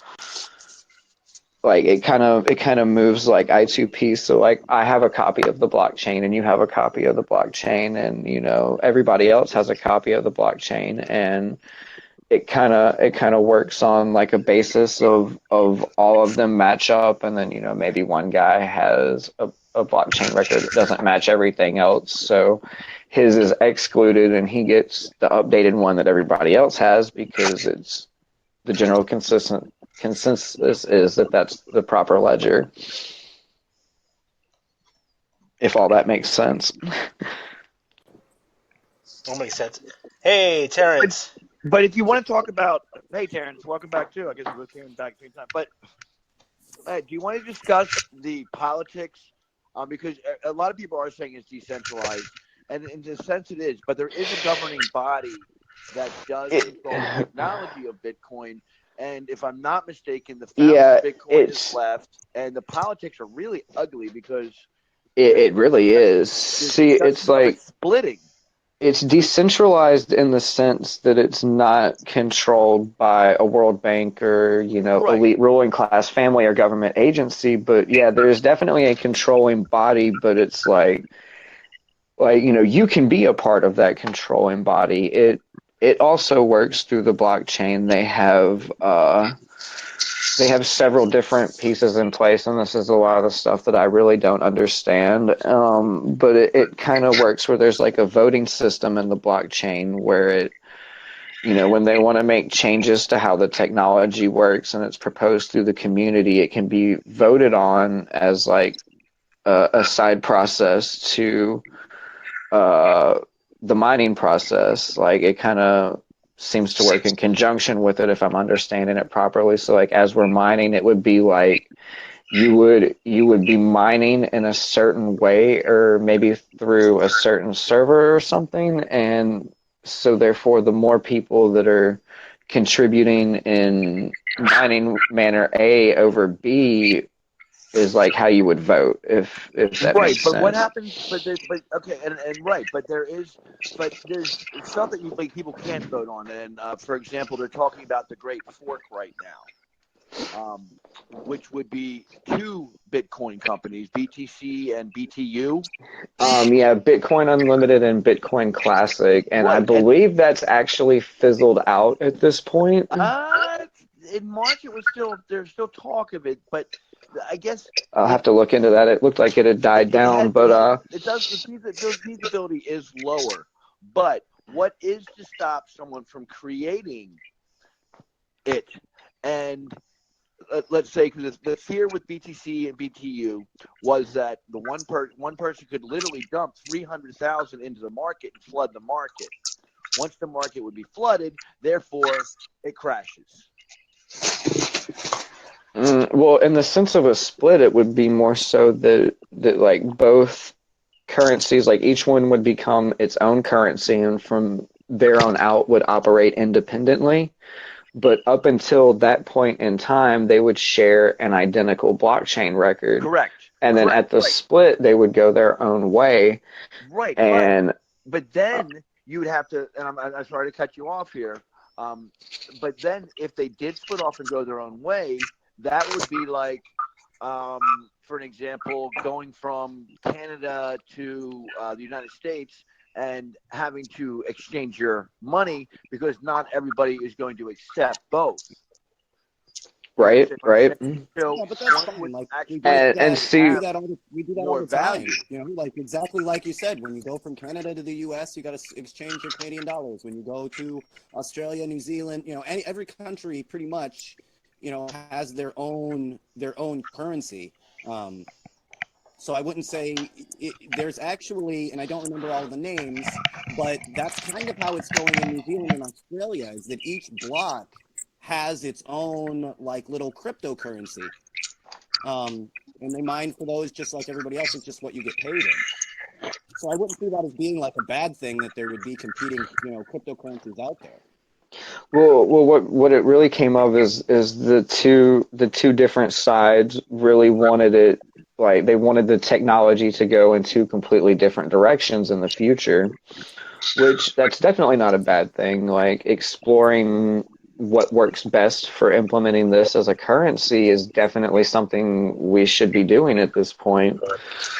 But I really saw with the way that it was going, that if the split would have happened, that it probably would have been like, for the first couple of months, the new one, which would have been Bitcoin Unlimited, would have done really good at first, and then like just fall off hard completely and become worthless, while Bitcoin Classic just kept going almost as normal, maybe falling off a little bit at first after the split. Right, but I guess, the ongoing theory is, if they were to split, okay, they're not cryptocurrency. Cryptocurrency is the future. like I said, I was involved with Bitcoin early on and just kind of stepped back to watch. But I guess the concern is, I think it's a very valid concern, is that if they do fork and they do split, okay, because when they're talking about two different Bitcoins, they weren't talking about taking those, because it is 21 million, and splitting them in half. They were actually talking about making it then 42 million. What's to stop it then becoming 63 million? Inflation. Well, I think that was that there would be 21 million Bitcoin Unlimited and 21 million Bitcoin Classic. Exactly. And so who's to say that someone couldn't start a Bitcoin, I don't know, A Bitcoin 3?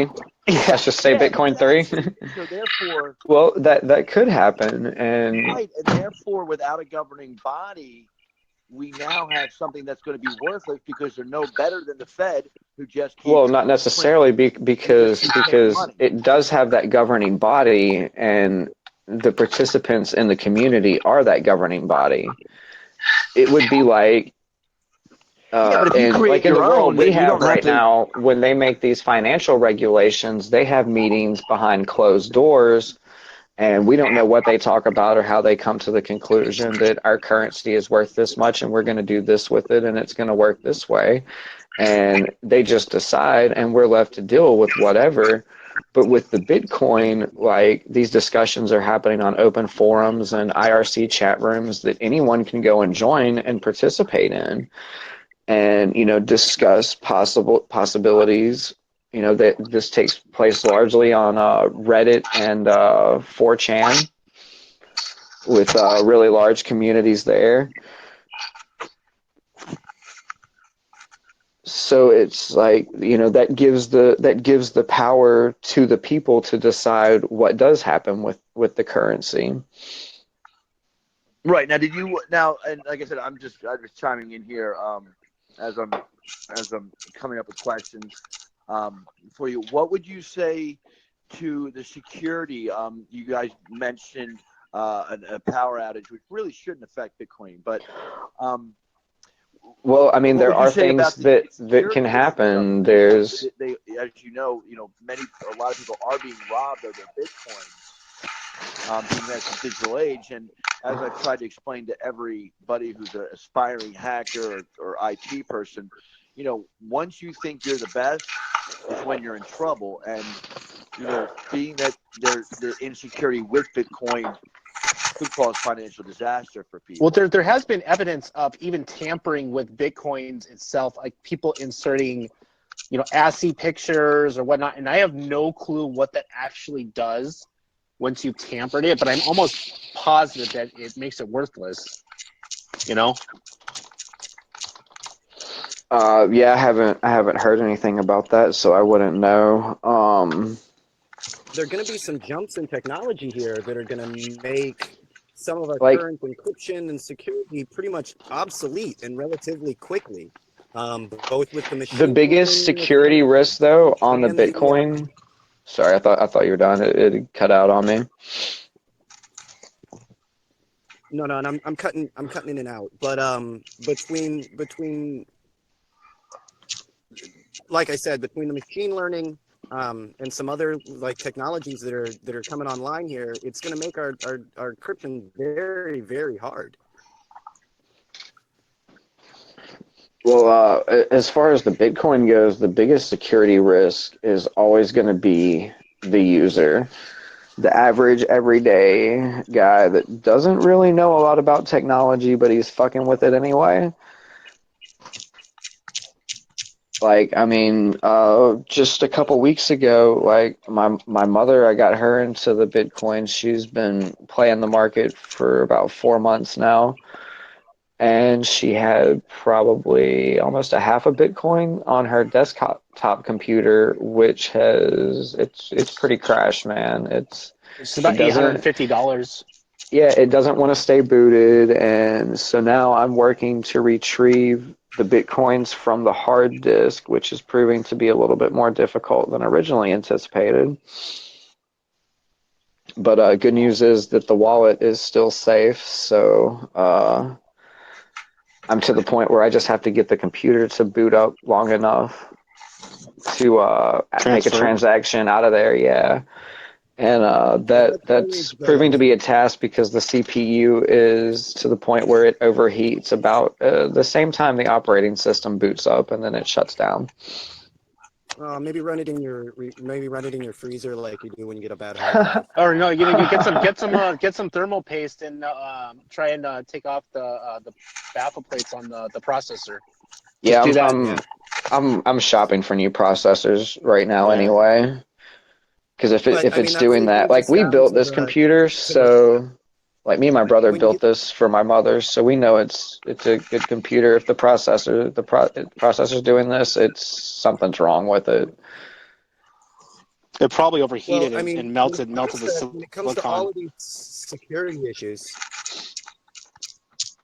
Other security issues for really users the linchpin is in a lot of these security. always, and it's as simple as, dude, I was watching a video today where they were doing this social experiment in a cafe, and instead of running a regular open Wi-Fi hotspot, they were doing where you run the fake hotspot off your laptop as the hacker, and you're all up in everybody's web traffic.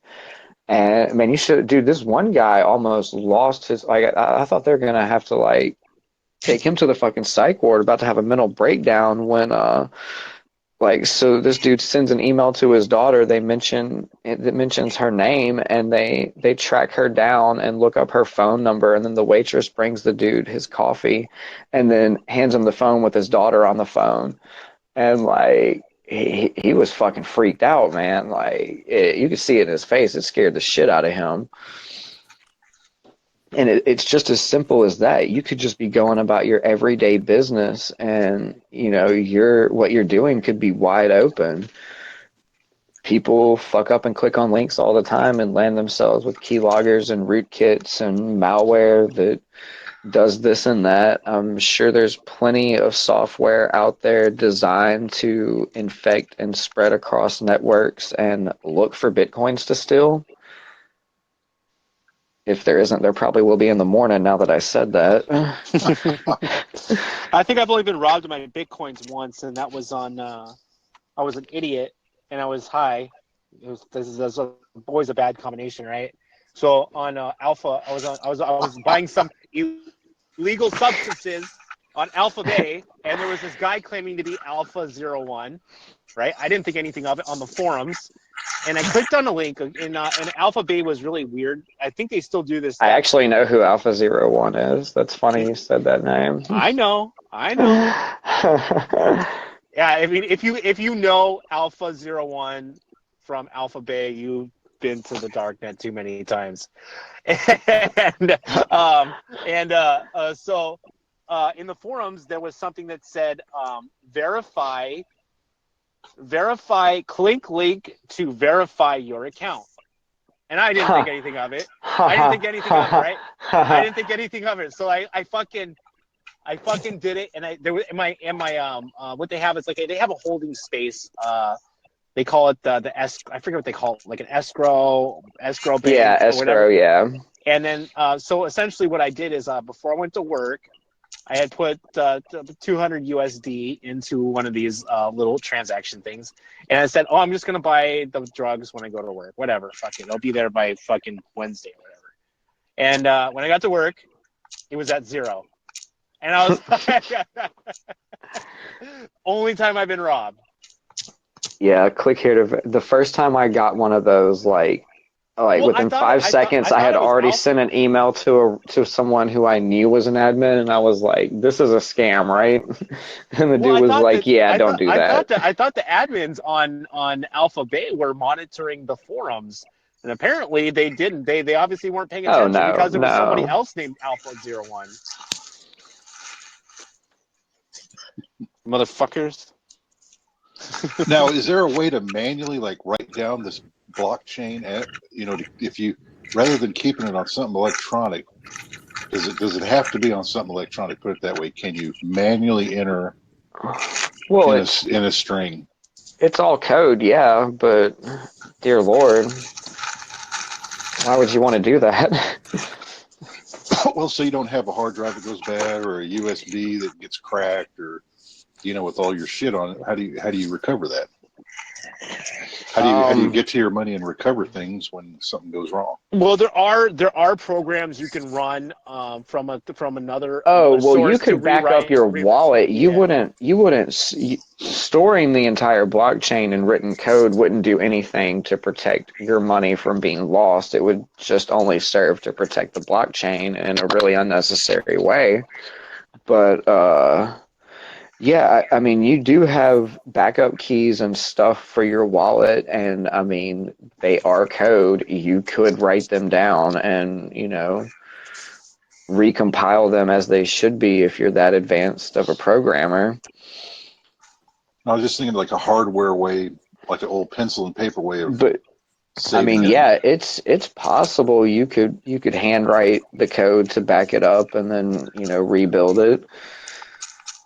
It all starts from characters entered into a computer, be it from a person or from another program anyway. But really the ideal thing, like to break solid state storage, like you really got to do some shit. You really got to fuck it up. Don't they have a write and rewrite? It's like 2 billion times, and then they're supposed to crash. That's when they hypothetical rewrite and rewrite life is. Yeah, I didn't even know anything about that. That's interesting. Yeah, there's only so many times you can write and rewrite on them according to the manufacturers. But I haven't heard anybody saying that there's a limit about it. I remember my professor talking about some weird stuff about solid state drives. What you were like, if you wanted to be super extreme about backing up your Bitcoin, like I'd probably just get some good quality little micro SD cards. Back it up like 3-5 times if you want to get really ridiculous about it. And if you want to get super ridiculous about it, keep them in an enclosure that's protected from any kind of electromagnetic waves or anything like that. And don't put it near a magnet. And like throw it in a waterproof airtight jar or some shit. Like, I don't know, like. Well, here's another thought from a prepper angle is, what good is this Bitcoin going to do you when after the EMP strike and the grid goes down? How are you going to get to it and make any exchanges and all the rest of it? You wouldn't be able to. That's the end, right? I mean, it's all gone. Yeah, but there's gonna be, if there's it depends. It depends to what degree. I mean, it would have to be a global. The entire global internet would have to go down for a substantial period of time, probably like 2 to 3 weeks at least minimum, before it would really be a problem to the Bitcoin community. Even EMPs, they're not the ranges on EMPs on a nuclear device is they're not as far as you would think. So you need a lot of EMPs. Well, I mean, let's just assume that the entirety of America or the whole Western Hemisphere got EMP'd. You still have the whole other side of the world, which is actually where the majority of your Bitcoin activity is. You'd have to take out Japan, China, like everybody. There's probably not a country in the world, and as long as there's one person online. If the US is being hit by an EMP, most of all of your money is going to become useless pretty quick. Except for your cash, if we're gonna still use cash after an EMP hits, I'm pretty sure after an EMP hits, it doesn't matter what money you've got, it's going to be irrelevant. It's going to be a free for all for whatever supplies are left. Well, how many guns do you have, and how many bullets can you use to get what you need? That's what the new currency will be. Yeah, well, that's. But I think that's. Well, I've got 15 rounds left. We can eat for a week. That's the oppressor's dream. That's always their story, that we're somehow going to fall into like murdering and destroying each other if we don't have them. And I don't see that as being necessarily the case. What if I just don't? I'm not going to start murdering my neighbors just because there's an EMP strike. Well, right? I'm not going to start killing my friends and family because there's an EMP strike. But if you guys, but you will start fending for yourself if you get in a real desperate spot, and that's where you start getting into survival mode, where there's no food or no resources, It's me or you. I survive or you don't. I have a gun, you don't. You die, I live. Yeah, but we had farming when we didn't have electricity. That's true. You know, what if people just started trading? You know what I mean? Now there's certain things that you probably wouldn't get. You're not going to get fruit from Florida. You'd have to be in Florida to get oranges. You know what I mean? But I don't think you'd necessarily immediately break down and start murdering each other. I think you'd start trading for stuff. I think you'd start working together the way that people work together. It's like the oppressor's dream that somehow they're going to sell us guns and we immediately start murdering each other. That's kind of their plan, right? Well, yeah, like they make out on that. Well, yeah, you know, the elite, they do have a written plan, and you know, it is there. It's written in stone. To their thing is that they make it seem like the system doesn't work anymore. They sell all of you guys, you know, all of us guns. We take care of their population issue, and they get exactly what they wanted. Where I don't think it would necessarily have to go that way. But it's gonna. You know, there's a farm down the street that has what I need, and I'm sure I could trade them some of our sheep, you know, every once in a while for some of their grain. And I think we'd start getting to that. It works better. Yeah, the rural people would have a better chance than the people in the city. A couple of us would start getting some pickup trucks together and be like, I bet you they've got, you know what I mean? There's still a glass factory there. There's something that we need. I need some car parts. I got this bushel of fucking apples. I think we'd start working it out. That'd be sweet if I could get my car repaired for a couple of apples. It depends what's worth. You know, what's worth. Like 12 of us come in a pickup truck, and yeah, we've got a bunch of produce and stuff, and you hook me up with some engine parts that you guys are working on. And yeah, that like before, right, Ford had all of the power in that equation. Once you start making it yourself, right, once we start putting up, like at that moment when they're like, oh, the grid is fucked, and we start just throwing up wind, you know what I mean, wind power everywhere. Right? That starts. Why does it immediately have to mean that? Oh well, we're out of oil. We have to start murdering each other. Nah, that's fine. We've got technology. We can get over that. I'll make this wind thing here. I'll start getting power for the next couple of houses. He's gonna start growing some fucking produce for us. Fuck you guys. It's the people in the city that are gonna be screwed. We're still gonna lose mass amounts of people because if you think about it.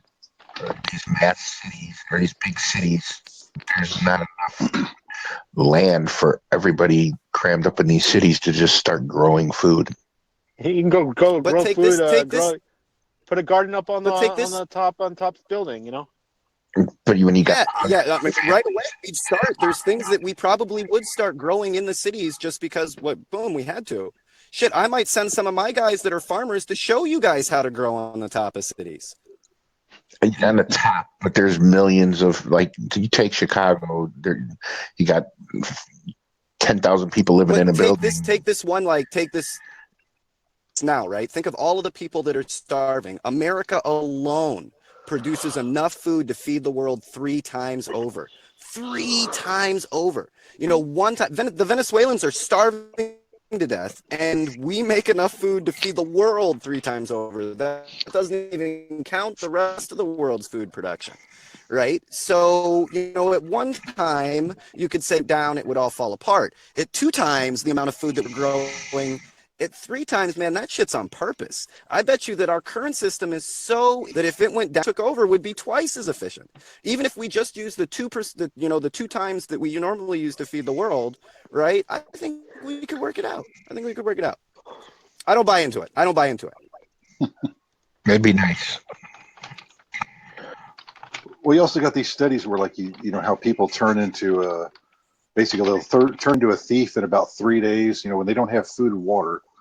In about 8 days, you're a thief, or they'll kill, and then about day 15, you're a full blown cannibal. You know, I mean, it really doesn't take time. Yeah, you know, like I'm looking at Johnny and kind of hungry. Yeah, no, I mean that's what happens. It's it just depends on the person too. You know how people are going to make it. And, you know, the producers and the ones that can hustle through and. You know, they'll be okay, but you're going to have to fight off all these other fucking losers, man. Yeah.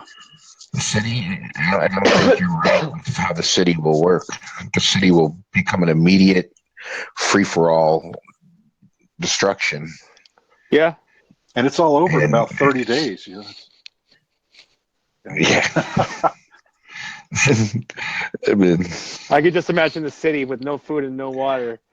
Oh yeah? Can you imagine a whole country with no city or a whole country with no food or water? Because it's happening right now down there in Venezuela. Yeah, but that's, I mean, some of that is really what makes the thing in Venezuela so sad is that, like I said, we do produce enough food. I can only imagine a world like with the show of force that we just, that we're doing with North Korea. I can only imagine if, like, instead of a push towards war, we made a push towards peace and started like doing the emergency, like we were at war with the people starving, that they were like really like food and water and the works. In the billions of dollars that we're going to spend like pointing our dicks at fucking North Korea, we could do some good with that same amount of manpower. Yeah. Well, I mean, how much money do you think they spent on that war? What were they doing? They were doing some sort of last week. They were doing some sort of war training in South Korea. Oh yeah, the war. I just think it's absolutely hilarious. How much that, money like, did they fucking blow on that, dude? Like, I'm not. It doesn't matter. Like, it doesn't. It. Oh, Terrence, I'm just having trouble here. Of North Korea. You there, Terrence? Yeah, sorry guys. Can you hear me? Sort of. On and off. Hello? We spent more in that training operation than the entire GDP of North Korea. Yeah. I was like, each one of those shells. Right, like that's how sad that is. Yeah. How much fuel do you think? How much money do you think they spent in fuel? Oh my god. Just immense amount. Just like I said, they don't think about it in terms like that. It doesn't matter how much it costs as long as I don't know who we're showing off for in this case. Like the South Koreans want to work it out with the North Koreans. Everybody but us. I think it's a dick bumping contest for politicians. Is basically what it is. Pretty much. Everybody's polished it real good. And they're all whipping it out now, and they're having their little dick bumping contest. Yeah, who's got the biggest dick? Yeah, that's what pretty much. That's what it is. We just need to look. Everybody that's doing this, is honestly hung like a gnat. Like I'm pretty sure that you and Kim Jong Il are exactly the amount, like same amount of tiny. That's why you're doing this. Oh my god. And I mean, look at both of them are showing off their rockets. Look, it's insane. Remember the broken rockets that they had? Remember I was showing that that they had, when they were Kim Jong Un was doing his exercises, and there's this video clip of a cone of a rocket that's bent the wrong direction, so it was broken and somebody welded it on wrong, or it was a cardboard piece. So they just sat up on top. Just put a piece of cardboard while he walks by. That's their new quick spin rocket, man. That's high tech, dude. Don't be laughing. You at can't that fly shit. a rocket with a bent nose. It doesn't fly straight. That's the whole idea behind it. Yeah, it's got to make that arc. It's arced at just the right angle. Maybe that's their problem. Like maybe it is a representation, and like his face is down is the deal. Like it's bent to the wrong side. They're like, put it on fast, and Kim won't notice. I swear to God, nobody will fucking notice. It's way up there. Who's gonna notice? I did. So did that is like the antithesis of like government work. Oh shit, they're walking by. Hold it up. I bet you there's like a North Korean guy just like holding this little piece of metal up. Oh, just like the Twin Towers, and how it was all bullshit. Building 7 goes down. Nothing hit it, but it went down.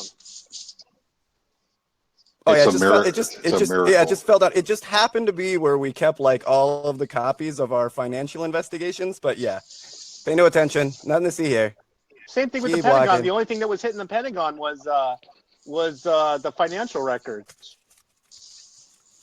Allegedly.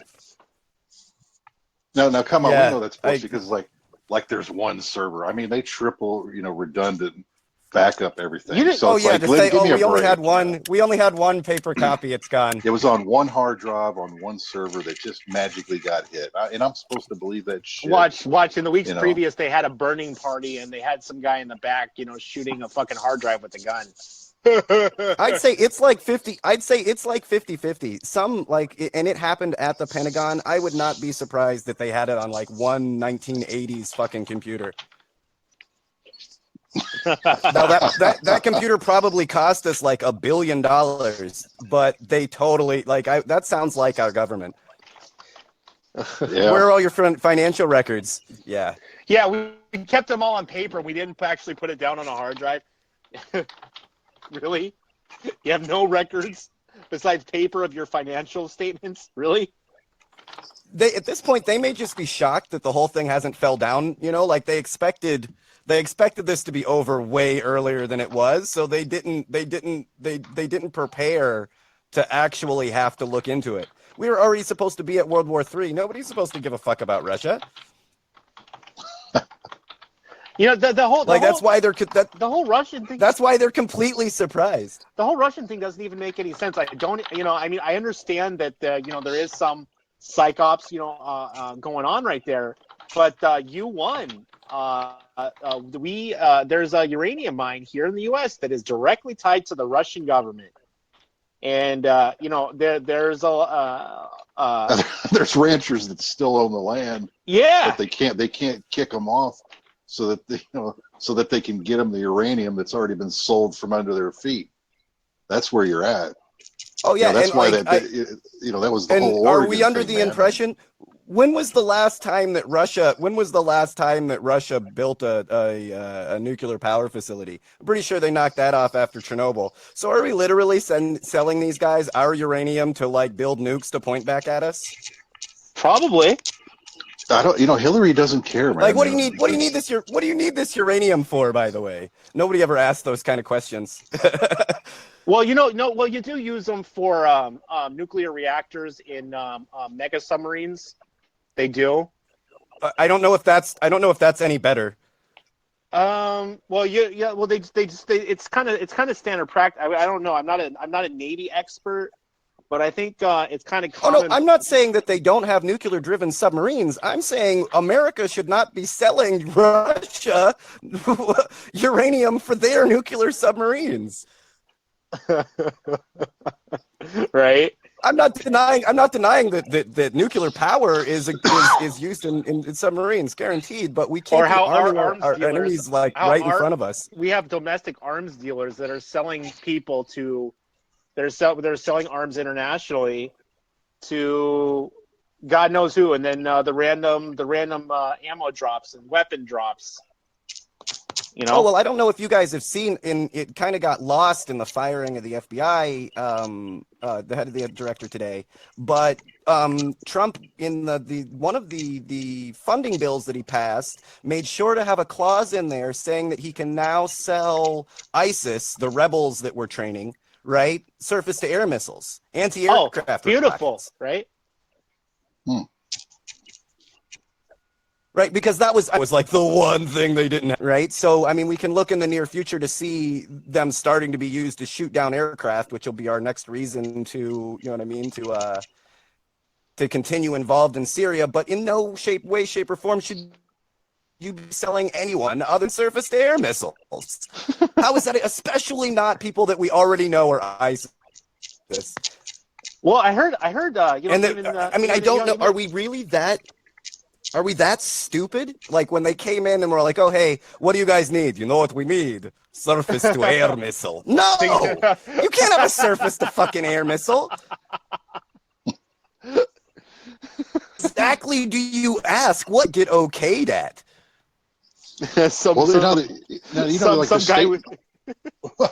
State Department has like their own, weapons sales now. Through their special arrangements. I mean, it's like it doesn't even necessarily have to go through the military anymore. There's these other relationships and things that go on. That was the whole thing about the Benghazi. It was an arms deal gone bad. That's why they had to kill the guy and cover the whole thing up. Well, and I would imagine, look, it's just, you know, I don't know how you have to, like, even the guys that are rebels, they don't like you. You know what I mean? Like, it's not like these are our friends in any way, shape, or form, but yet we're more than willing them one way or another to sell them guns, and never ask, hey, you guys aren't going to start killing us with these, are you? Like, it seems like the one question that you should probably ask. I'm just saying, it seems like since the 1980s at least, every time we sell you these fucking guns, you come back and shoot at us with them. Is it the same guy, or do they send like a new person every time? Or you're like, hey, weren't you here last week? They get the new guy and they just take advantage of him, right? You promise you won't shoot us? Yeah. No, we just send John McCain, the Dark Lord, over there to make the deal. You know, we don't even worry about it. You just send him out there, you know, make the dirty deal, just get it done. I'd like in the end to see the numbers on this, because I know that and I always say it. I don't know if it was Forbes, but it was one of those magazines had put American arms deals and drug deals as us being the biggest arms dealer on the planet and the biggest drug dealer on the planet. And it's shocking to me that we can be this far in debt. We're the only arms dealers on the planet that can't make a profit. You think with We're the drugs, only drug dealers on the planet that can't make a profit. I was gonna say that. I was gonna say, like, man, you'd be selling drugs worldwide. You can't even fucking put your balance in the green. Shit. You know what? The guy at the end of my block's making fucking money hand over fucking fist. He doesn't know what to do with all that money, and yet we can't seem to make any money. With that much drug dealing and gun running, you would think we would at least have health care by now. Oh, well, the Bush family and the Clintons are doing real good. They'll make money. They'll make tons of money. But you, the slave in America, you get the bill. You don't make any money. I mean, it's all by design, man. Like, you get the bill. Like, they're pretty open when they're saying, look, your grandchildren and great-grandchildren are going to pay for this. There's no way we're going to pay for this. Yeah, no, we're just going to bankrupt. You'll pay. You're going to pay, be a bankrupt and destitute, and be a slave. In the end, that's what you'll be. Yeah, if it goes bad enough, if it really looks like we'll start doing it, start having an all-out depression, we'll start a war with the country. Get rid of some of those people. But he makes you sign up for the military more than being fucking poor. Yeah. But there has to be a. But that's normally their trend. They'll wait until you're desperate, and then they'll really start making moves where you need to go to war. That'll bring our economy up. Actually, it did. After World War II, the manufacturing that's a fabrication. The manufacturing brought our industry and our economy up. True. Those tanks didn't get brought back from Germany. Right? You could have built those tanks and driven them right into the sea. You could have taken those machine guns and just fired them right into the ocean, and it would have had the same effect. The point was to get people working and have them building things and buying things and employing people, right? It had almost nothing to do with you going over and taking those machines to murder people. They were selling people both sides, those guns to make that money, right? But as far as the industry and our economy was concerned, you could have done anything with that boost of your infrastructure, of building those trucks and tanks and helicopters and planes and all of that. But we didn't get none of those back. That's true. Yeah, just because, if the corporations make money, some individual makes money, that doesn't necessarily do anything for the citizen. I mean, they can be based offshore. That's why, you as the American are just you're the funding cow for the whole thing. They don't even hire it. You don't necessarily get anything. It's not designed to give you anything from their operation. You're not part of that plan. They don't even hide it. They pretty openly call you what they consider you as a person. You're a consumer. You're not a name. You're not a date. Your job is to eat what I give you. Your job is to consume what I tell you to. And that's what they feel about the world, about the American citizen. You're a consumer. And that goes from advertising, politics. What news are you going to consume, right? Whatever I feed you. Look at our population. Yeah. So keep you dumb, in the dark. Don't ask too many questions. Don't rock the boat. You'll be all right. Well, that used to be the way. Now it's like they're trying to slowly kill you with vaccines and pharma and all the rest of it, GMO. I mean, so it's gone a little beyond that. Now they really are trying to kill you and shorten your life.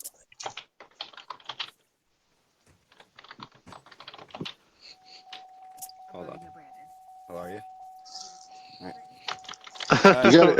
You got any comments on the comment roll there? Oh, yeah. Let me check. Questions and comments. That's where I was just.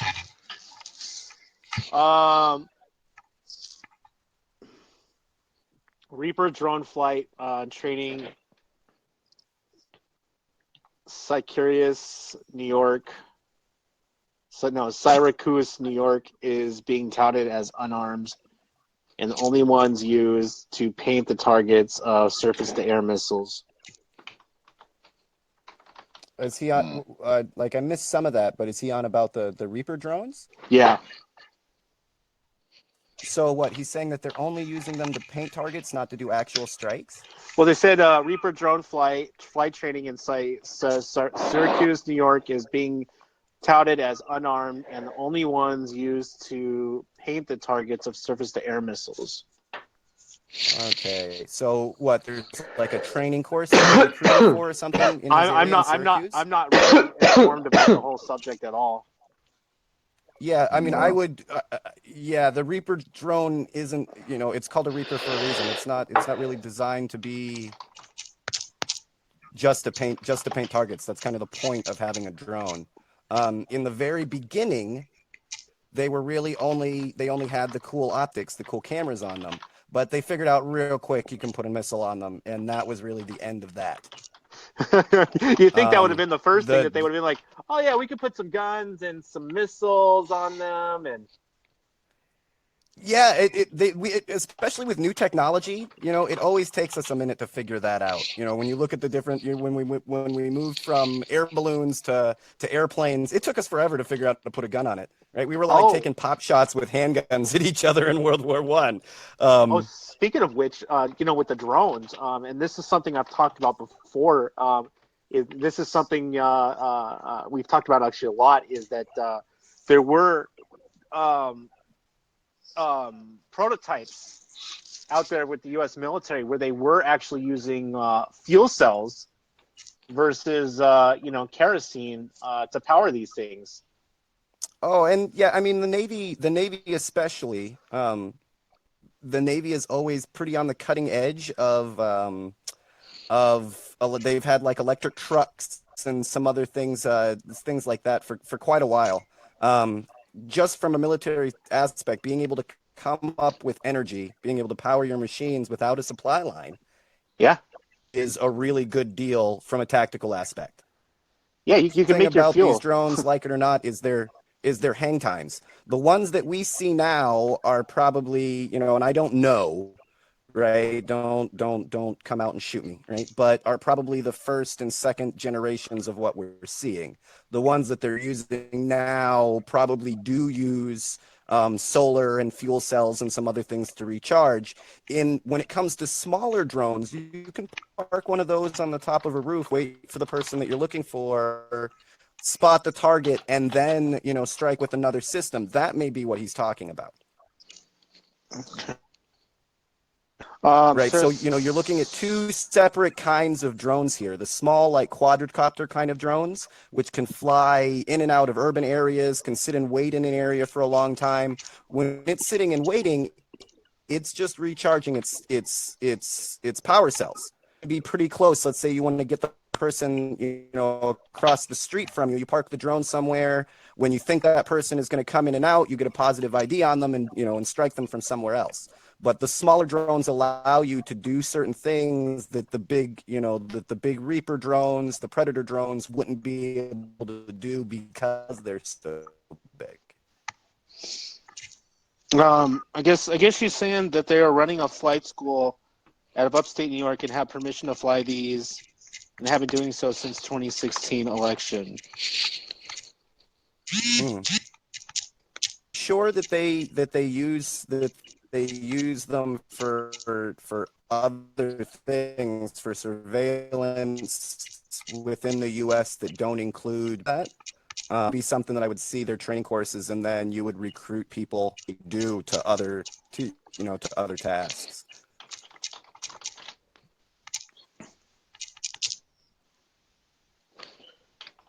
But when it comes to warfare, drones are really, that's the future of warfare are drones. We are able to see what people on the ground, when you see the devastation that it does and the people that it does kill, that's a little bit of and the drones allow you to be in an area to kill people and not have your side get killed.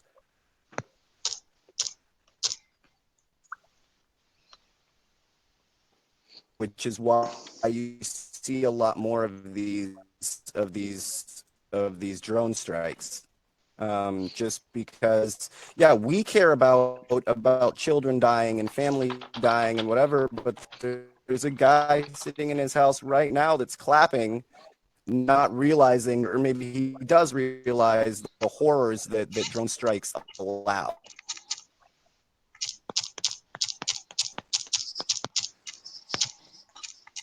They seem that this impersonal nature of it is enough of a barrier to get away with a lot. I mean, when you can kill 200 people going after a couple, is that okay? That's amazing. And just that mindset that somehow killing 200 people to get somebody that you consider a bad guy, you're the bad guy. I can't, the fact that you would do something like that is the reason that you have the problems in the world that we do.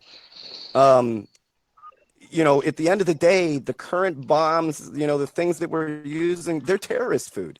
Every time you kill somebody, every time you even if they're a bad person, but anytime you kill somebody's child, right, they are immediately a terrorist, right? Their cousins, their brothers, their sisters, their mothers, right? They are immediately a terrorist. As soon as you do that, any support that you hope to have is now gone. Oh, yeah. And when you think of the numbers of 200 people, somebody loved at least 199 of those people. It's just amazing. You don't see the UN. There's never any investigation into that, or the technique, or any resistance at all to it. It's just like it's been going on for years now too, and it's just amazing that there's no pushback from anybody. No, it's like a nightmare, and it's something that we've been seeing more and more and more of. If there's a drone strike, they put it all over everywhere they can.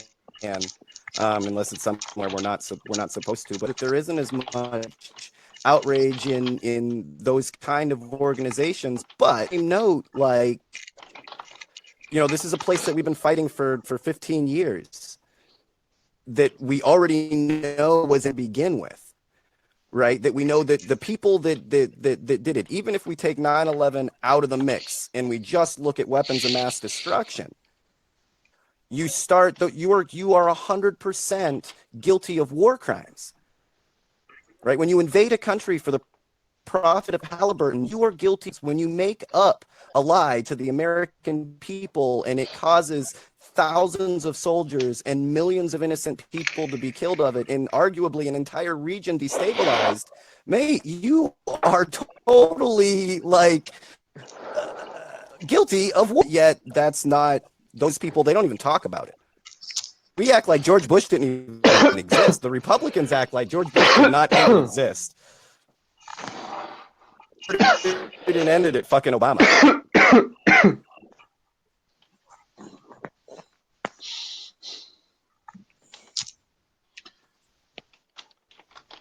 And that doesn't even count, pretty much all of our presidents over the last 14 years have all high-fived each other for torturing people, right? Guantanamo's still open. We haven't got a single bit of good information out of it. Right? Yeah. Most of the people there were completely innocent, still completely open and happy with torturing people. It's not like they tortured people less when Obama was there. No, boy, I mean, he was able to get away. Yeah, he was going to close it within a year, boy. I mean, he spent 7 years bullshitting through that one. Yeah. Nobody really it's something that too nobody hard on ever it. took him to task for. Why is Guantanamo still open? And, Trump's more than happy to torture people even more. Yeah, because I mean that subject just totally dropped. You say, oh well, Trump. It's like, well, yeah, of course he's going to keep it open. I mean, yeah, but that, that proves how nobody even like if only people hated if only people hated Guantanamo Bay as much as they hated Obamacare. If you named it Obama Bay, do you think they'd close it right away? Would that help? Maybe Trump could put a hotel or something there, and another big investment, Cuban investment. Now that we're friends. Oh yeah, just privatize the whole thing. Yeah, within eyesight of Guantanamo. I mean, there you go. Yeah, we could have a private prison there instead of running the military. Yeah.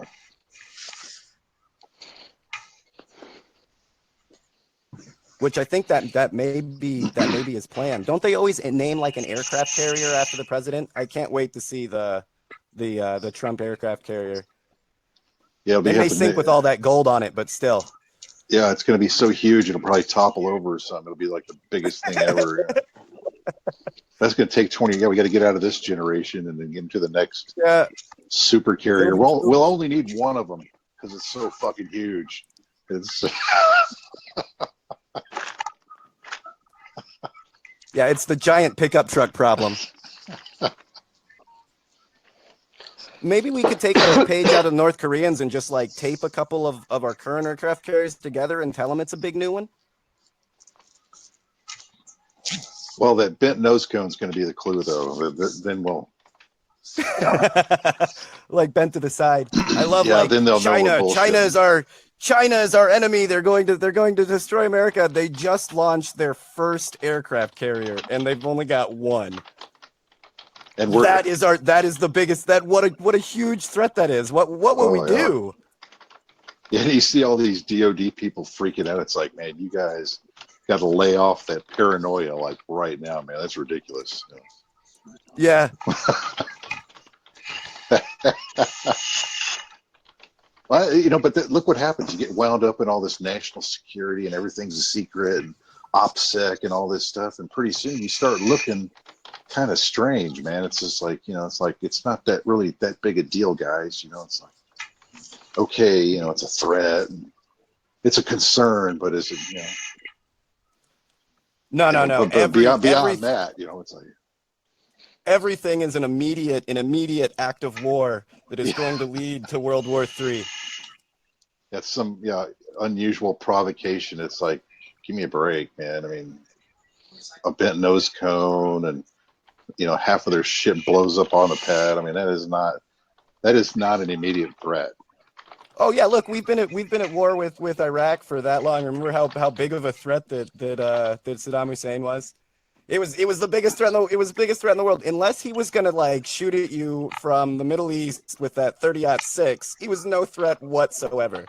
But he made a nasty statement about my daddy. Yeah, well, like the best he had way back when was even Scud missiles, and those weren't really that great. It's like, come on. Oh yeah, man. and even to do that, right? We do kind of forget about the first illegal war that we went to and were lied to about. In Iraq and Kuwait. Like, we set up the Kuwaitis to drill sideways, guys, drilled sideways into Iraq, and then made up a huge story about how the Iraqi army came in and killed all these babies and just complete lies and craziness. So we went back to war, which was another complete and utter lie. We had some ambassador's daughter come in and lie to the Congress, and I think the UN as well, as I'm not mistaken, about how she saw children killed in their taking them off the incubators, like bassinets and Yeah, and the incubators and all of that, and it was a complete lie, completely made up. And to be honest, man, nobody does that, right? Nobody is eating their babies on the other side of the world. I promise. It's just not how it works. It's not, even when you're people, I would say more likely you said, oh, they stole their baby, came home and, you know what I mean, gave it to their wife. Yeah. That's much more likely than you went in and murdered a bunch of babies. Nobody does that. You guys would do that, but no real people do that. Yeah, like, I mean, they try to put their mindset on us, or on, on people, that there's just nobody would do that. No. Y'all don't give a fuck about killing innocent children, but we do.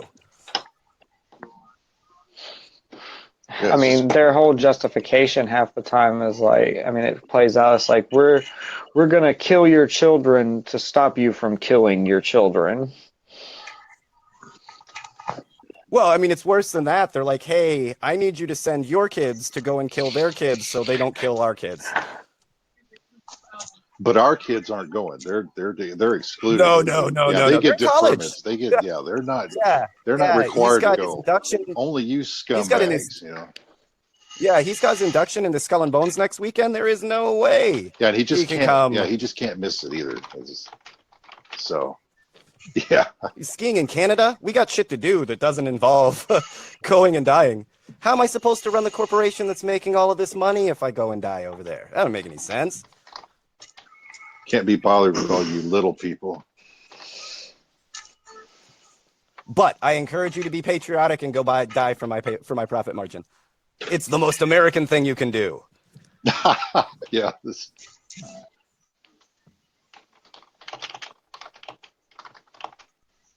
Their glory, your guts. Yeah, that's always the story. Well, they had to make the hard decision. You just don't understand, Terrence. I mean, how they wrangled with this decision. Probably a few hours one night. It's always a hard. It's always a hard decision to send my kids to go die. I'm sure it wears on you at night. Those hard decisions never include helping people for some reason. I'm going to go back to Venezuela. Make some hard decisions. Make some real hard decisions. But since we only have one trick. If we can't bomb them, we have no idea what to do with it. If you came in and said if you asked if you can't carpet bomb Venezuela, I don't know what to do. Have you tried sending them food? No. That's crazy. It's a hard decision. Oh, they're stirring it up for a reason.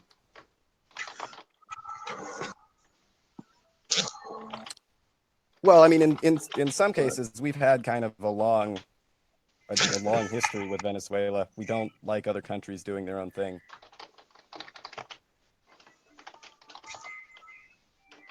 Especially in South America. Yeah, we have all those Bush family properties to protect down in South America now. Of course, they're further south. They're not really endangered at all, but they've got a big network of companies and shit already, man. They're moving out of the U.S., man. They're done with us, dude. They're done with us. They're moving elsewhere. They're gonna blow it all up one day. Yeah, I don't give a shit about America. Well, I think that's pretty obvious. Each and we do fall for it in some cases. We fell for it with Obama. We fell for it with Trump. And really, at the end of the day, their first moves, look, right away, Obama paid off the banks. Trillions of dollars. Right away, right? Trump has surrounded himself with Goldman Sachs members. I understand completely how you buy into that. The hopes, the dreams that you're going to drain the swamp, that things are going to be different, right? But at the end of the day, when you step back and look at it, you're sitting in a room full of Goldman Sachs members, the same people you were railing about, right, 9 months ago. That's because it was a con. Well, yeah. I mean, it's a con, but it gets to that first time shame on me thing. I mean, eventually, how many times are we going to be conned by the? Let me guess. The next guy. But they were runs sure. They were so every sure that time. Trump was the one. They were just so sure that he was the one that was gonna be different. Yeah, we always are. We always are. Just like Obama was gonna be different, and another Bush is gonna save us, and oh, Bill We Clinton's buy into great. it every time. Yeah, you really can.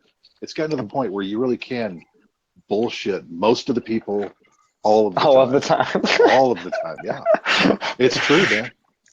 You and I can think, like, almost bullshit all of the people all of the All of the time. time, yeah. Almost. Some of it has to do with just the human lifespan. You know, when you only live 30 years, they could really bullshit you. You didn't live long enough to see the next run. When you only lived 50 years, you know, you were running the same thing. You know, I'm pretty sure my grandchildren are going to do better. But you know, now that we're starting to live 80, 90, 100 years, you do kind of see, wait a minute, these guys are bullshitting me. Every 8 years, you say the same shit. Yeah, it's incredible. Yeah, I can guarantee It you works. the next guy It is really going to works. come I don't out know and why, say that but he doesn't work for the corporations, that he's gonna drown the swamp, that things are gonna be different. If he surrounds himself with bankers, it just isn't true. The funny thing is, Trump was doing this before the election was even over. He's talking about, oh, I'm going to put this person in this office and this person. And there were those of us that were sitting back and were like, wait a minute, does anybody else see that he's over here talking about draining the swamp so he can just fill it with his own corrupt bullshit fucking friends? No, I think he scraped like the bottom of the bottom of the bottom and immediately hired them. Yeah, his friends. Well, he's let, you know, Priebus and all these guys put in, you know, Bush era neocons. It's the same scumbag group, man. Condoleezza Rice, you know, Cheney's there in the background. You know, Kissinger even comes up. Yeah, it's like you got to be kidding me. I mean, you talk about the most rehashed, you know, trying to bring them out one more time. You know, just like you got to be kidding me. There has to be somebody else better than that. Has to be. Yeah, and even if you don't, you know, even if you don't hire them directly, like they're still right there. When you look at the people that they're having meetings with, the connections that they have, they're never more than a couple of steps away from them. Yeah, it's just a huge network of handlers working for the really bad guys, and you know they're always in these important spots so they can fuck everything up. Yeah, and I agree. It's like the same guys over and over and over again. Yeah, and they're for their entire lifetimes. Yeah, they're all. I mean, I don't know which. Look, Kissinger's a great example. How often is Kissinger in the fucking White House? Like now, we all know he's written about it, he's talked about it, he's open about it. Like everybody knows who Kissingers are. You should be banned from even coming close to the White House. Stay the fuck out of there, man. You're bad news. He's probably in the White House right now. Sitting there, spinning something in Trump's ear. No, he's been at some. I don't know if he's at the White House yet, but he's at some of these planning meetings and think tanks and whatnot. So he's feeding them ideas to the people that are there. And yeah. Oh, I mean, he's why been spotted. He's been spotted in Washington recently at some events. I believe really? Code Pink has confronted him at something else. Well, you can tell like when all the flowers and plants and shit wilt when he's walking down the street. So you always have a good location of where those people are. Oh man. It was like Dick Cheney. Is it just me, or does Dick Cheney look more and more like Emperor Palpatine every time I see him? The last time it was like raining and he had that hood on, and that was like all I could think of. That's more like Bill Clinton. Dick Cheney's looking more like Nosferatu these days. You expect him to be sneaking in your windows, drinking your blood. Yeah, I don't get that though. Like once these people have been in these positions of power for a really long time, they get these really red-looking evil eyes. Like, oh, that's the brain slugs. That's the brain slugs. Okay. Yeah, they take a lot out of you. They take a lot out of you. Yeah, it's from going all those spirit cookings and dipping your food in the blood, man. That's what does it. You got some weird disease.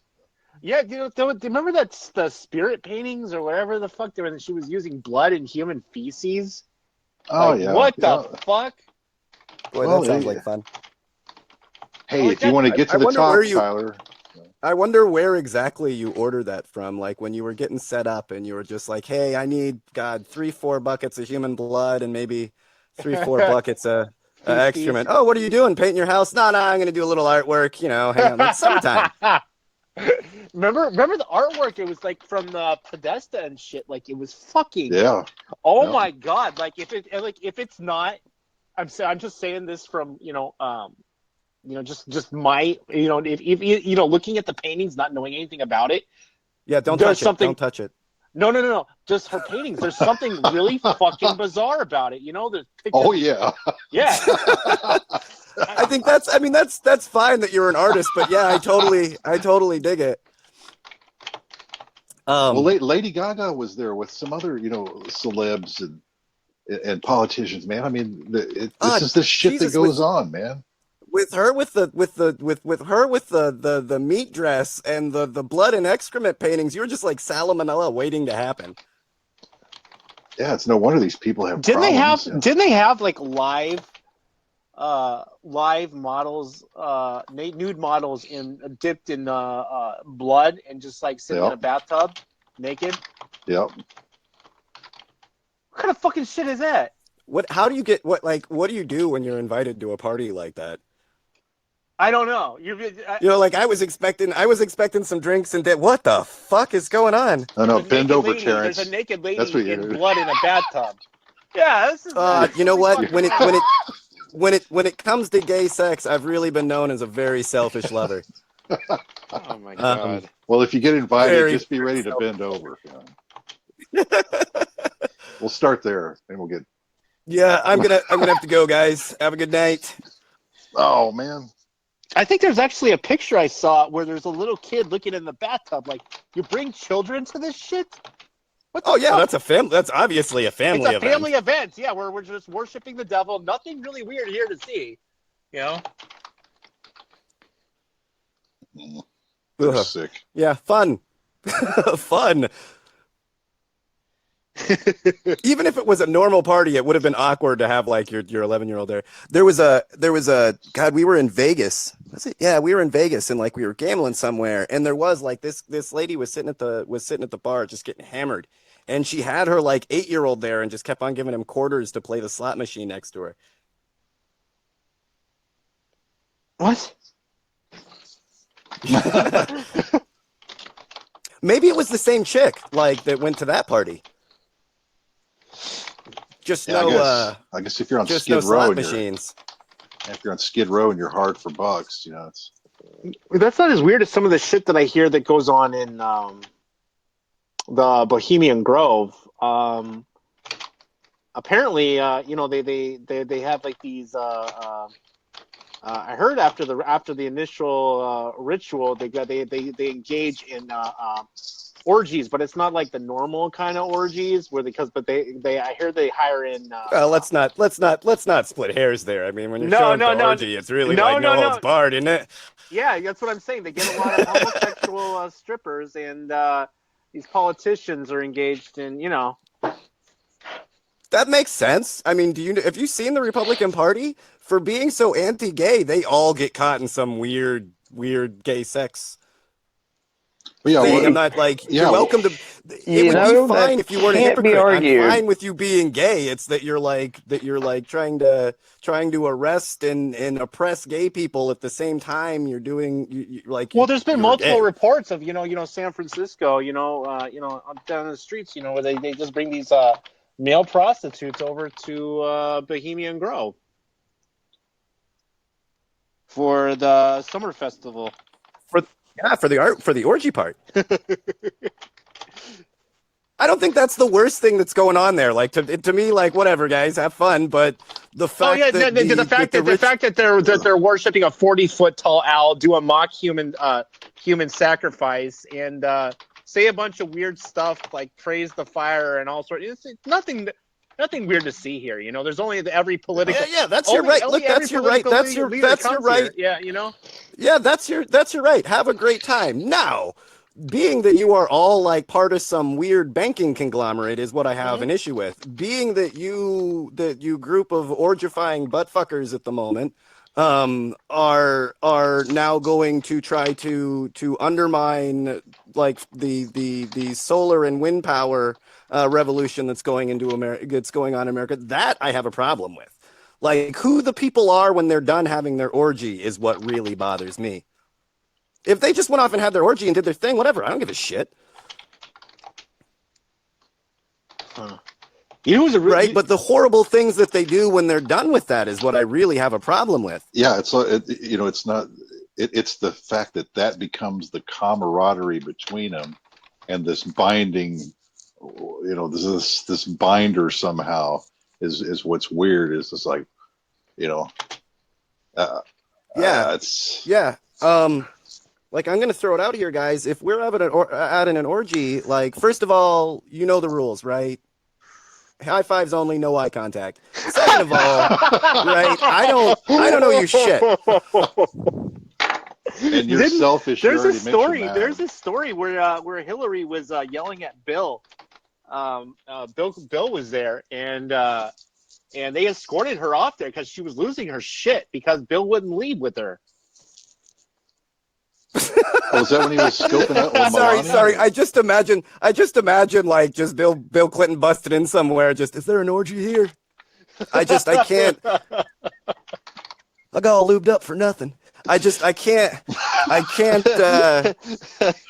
imagine, like, I can see why you would hire male prostitutes, because if you looked at our like governing body, that is the worst, ugliest like orgy I can possibly imagine. And this goes on for 2 weeks. Oh, yeah, I can't. There is nothing but 80-year-old rich dudes here. What the fuck is going on? This is the worst orgy of all. This is a nightmare. Like, when you have orgy in your mind, this is not where I thought this was going. Yeah, it's not like, you got the letter in the mail. They were all like, "Look, we're gonna have a party. There's gonna be an orgy. We're inviting hookers. There's gonna be drugs and blow." The States is coming here unannounced. The head of the IMF. Yeah, and you show up, and it is nothing but 80-year-old pasty rich dudes banging each other. This is hell. This is a fucking nightmare. Like, for a governing body that claims to not be gay, you only hired male hookers? Who the fuck is in charge of this? That is a really bizarre question. I wouldn't know. That is government efficiency at its finest, my friend.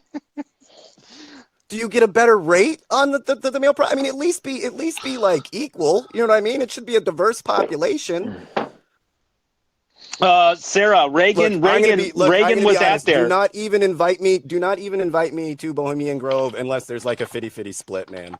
I'm not doing this. We have a viewer saying, after Reagan succeeded and getting the presidency, all politicians replaced actors playing a scripted role. President Reagan was at the Bohemian Grove, and that was verified by one of an excommunicated priest that they have there at the Bohemian Grove, and his story kind of lines up. He spoke on a radio show.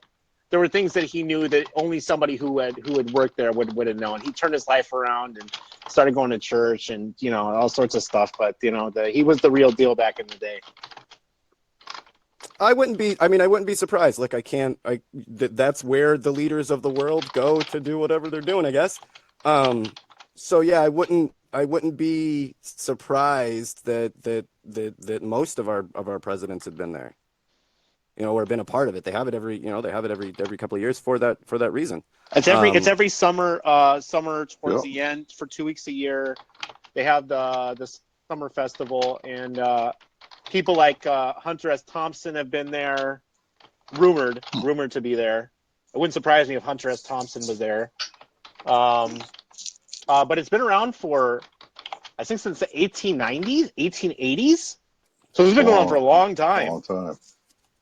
Yeah, and I mean, these are the most powerful. I mean, it should be on every news channel that these people are even meeting each other.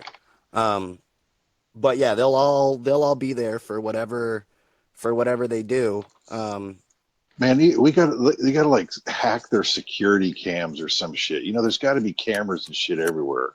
Oh yeah, there are. Right? And that works to their disadvantage too, you know, under some circumstances. But I mean, that's. Well, I reckon some well-placed. I think some well-placed drones ages before they were there probably do the trick. That's not a bad idea. Yeah, just get it out there, man. I mean, this. You're like, what? You're like, Terrence. Terrence, what are they doing today? Oh, they're worshiping the 40-foot tall owl and doing a mock human sacrifice. Nothing weird here. Yeah, nothing to see. Nothing to see. Yeah, if it wasn't called the cremation of care, it'd be all right. And this is what people in power like to do. They like to engage in bizarre, weird, occult rituals, and there's not a lot to do on there's not a lot to do on the weekends. You know, like most of the year, you're making money, you're screwing people over.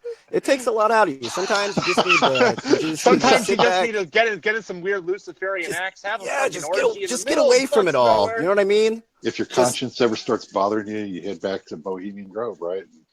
Yeah, where you can relax, hire some male strippers, and really let your hair down. Oh man. Do you know how dirty of a party it has to be where they won't let Hillary Clinton in? That you probably do not want to be at. Did we lose him? No.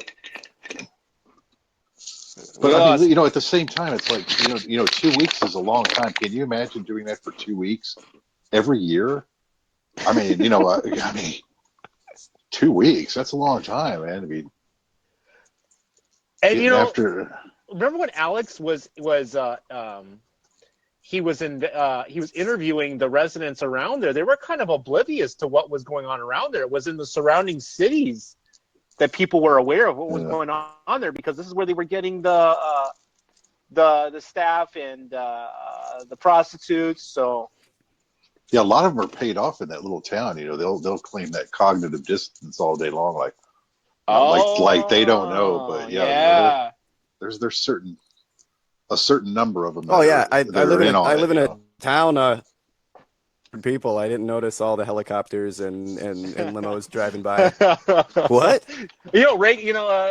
Trump just drove by. Oh, that's normal. Don't worry about that. 3,000 man's private security force that shows up every 2 weeks. No, I didn't notice. Something going down? As that Air Force One, don't worry about it. I realize it's Northern California, but you can't be that blasted that you didn't, figure it out by now. I mean, it's, unless you're only engaging in Luciferian acts. Don't worry about it. Hey, not every day. Only 2 weeks a year. Only 2 weeks a year. Yeah, we're not like that. Come on, these guys hate the fucking work.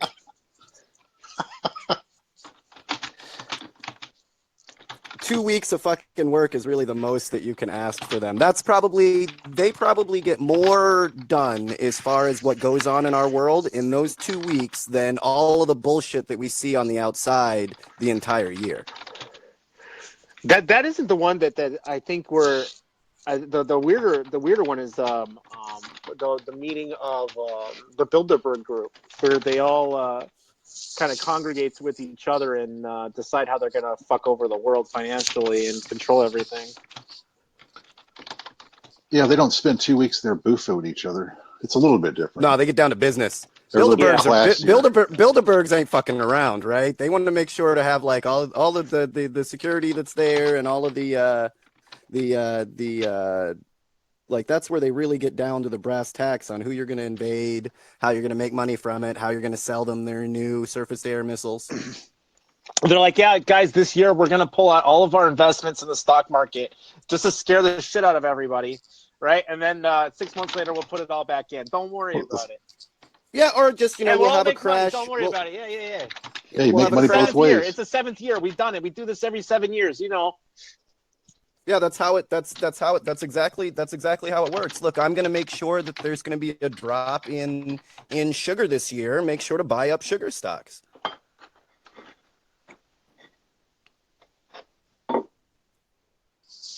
We were talking about that. Remember that every 7 years, it's like on it's almost predictable. The market crashes. Yeah. Yeah. Well, you have that and now that Shemitah. we have the too big to fail, right? That's the new tagline that means that I can run your business, the world, into the ground, and then you'll pay me back for it. Too big to fail, too big to jail. That's another one now. Nobody, no heads rolled. Eric Holder set a new standard after 2008. Yeah. Nobody got in trouble. No heads rolled. No nothing. No charges. It just I think there was just happened. Norway was the only one that took anybody to task for it at all. Yeah, it's the same. They're never. People should. You crash the U.S. economy, right? When they say, well, they're too big to jail, they're too big to fail, be like, you know what? Let's give it a try. Right? We'll keep the building, right? And let's just give it a try. Let's just let you fucking sink for a minute, and we'll see how we do. Anytime they give you one of those pyramid schemes that they just tell you, look, if there's no pharaoh, the whole system won't work. Your crops will fail. God will hate you. Your children are starved. You have to buy into the pyramid scheme, or it just doesn't work. We got to look at them and be like, well, we'll give it a go. We're just going to not do the pyramid scheme for a couple of years. We've tried it for 20,000. It kind of sucked. For a little bit and see how it works out. And look, if it doesn't work out and it turns out we do need a psychopathic egomaniac that wants to take all of our shit in power, we'll call you. 10 years, no problem. We've seen your work, we've seen what you guys have done. We'll keep your record on file, and if we ever need that person again, you're the first people we'll call.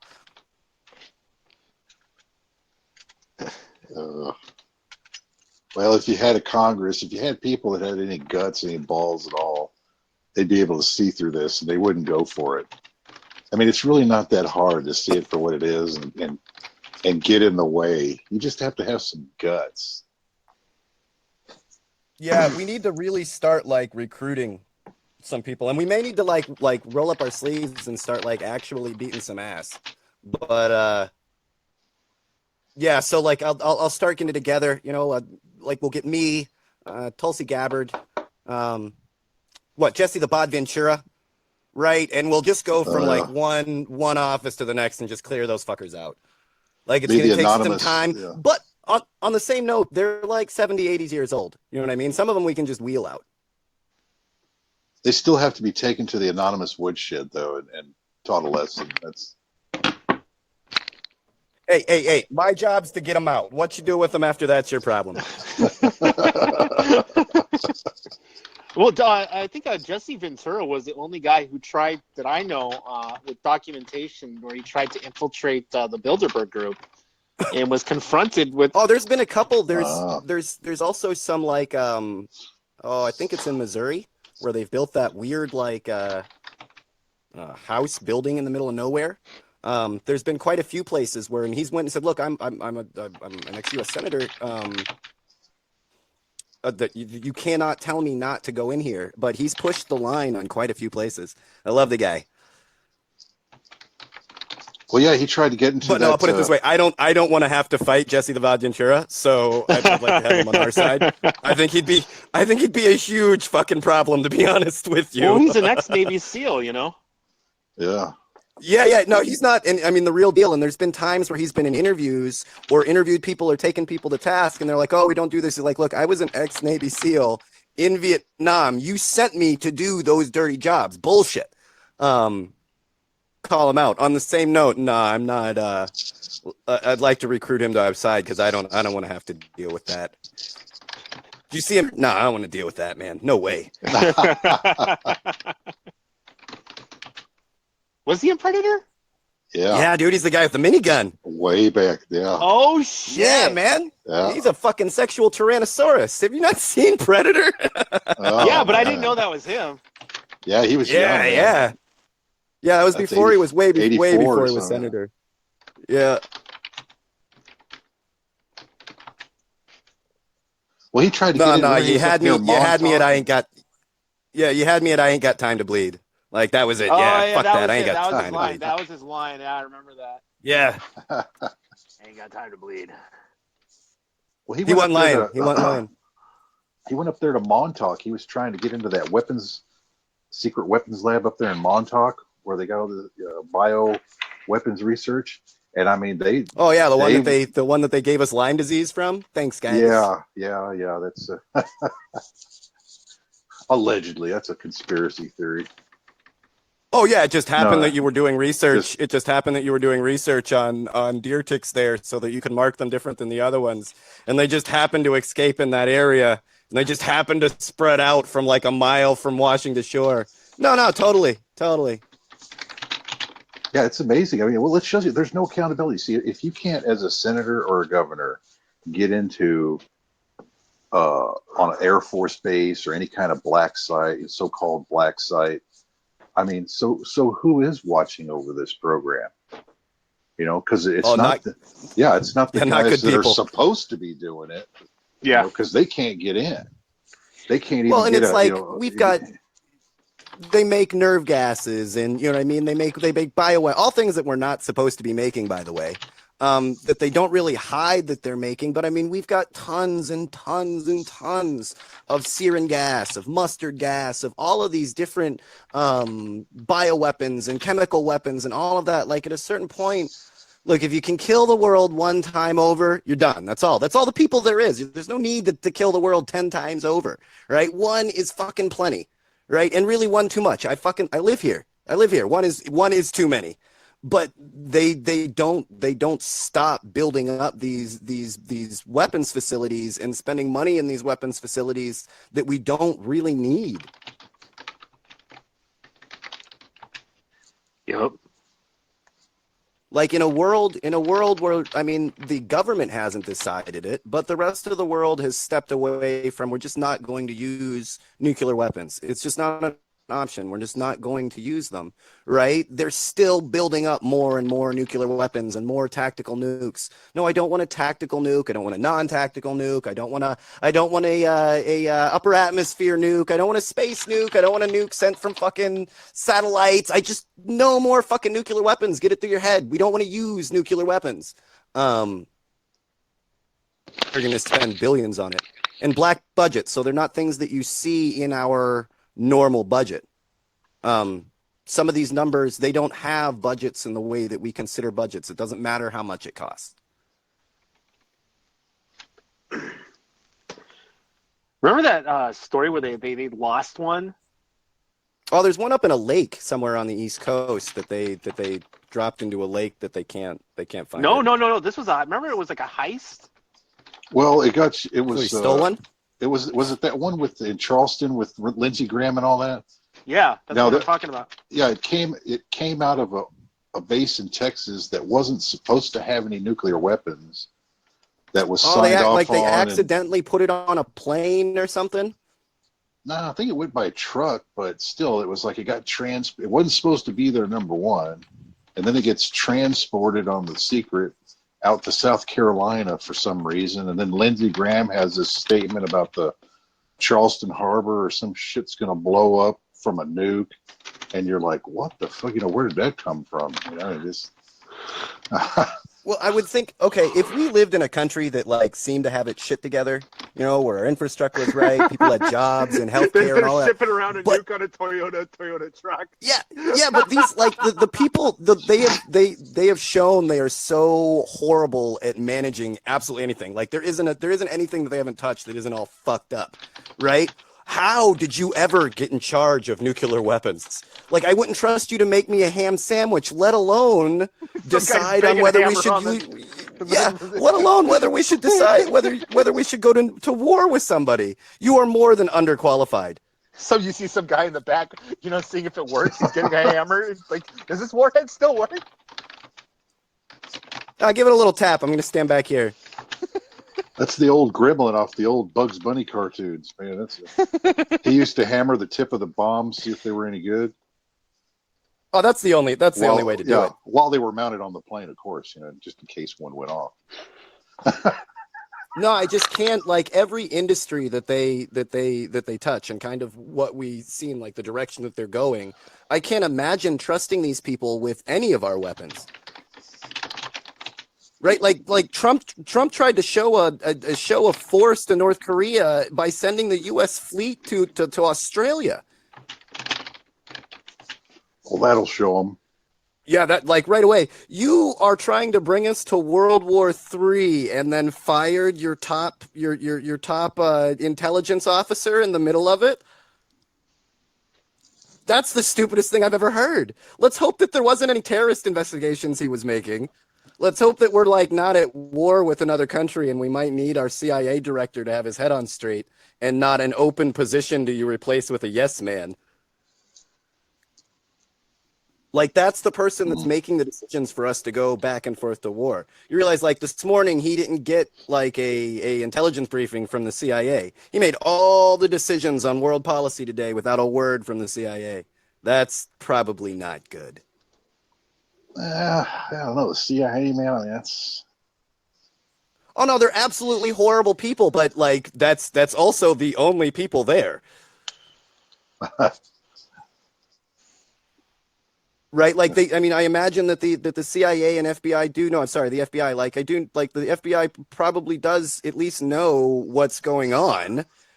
They're not going to do anything good with that information, but at least they have it. Like it makes no sense. What an immaculate show of power! Like that really shows how awesome you are to the world, to the countries you want to go to war with. That you can't even FBI director. I mean, I don't know why the guy's still there. I mean, I just thought it was because they were going to protect Hillary and all the rest till the end. But I mean, something else is going on now. I mean, because the guy has been no good for a while now, a couple of years. Oh no, and he was part of the he came on at the end of the Bush administration, was there all the way through the Obama administration, all the way up to this point. So I mean, he is.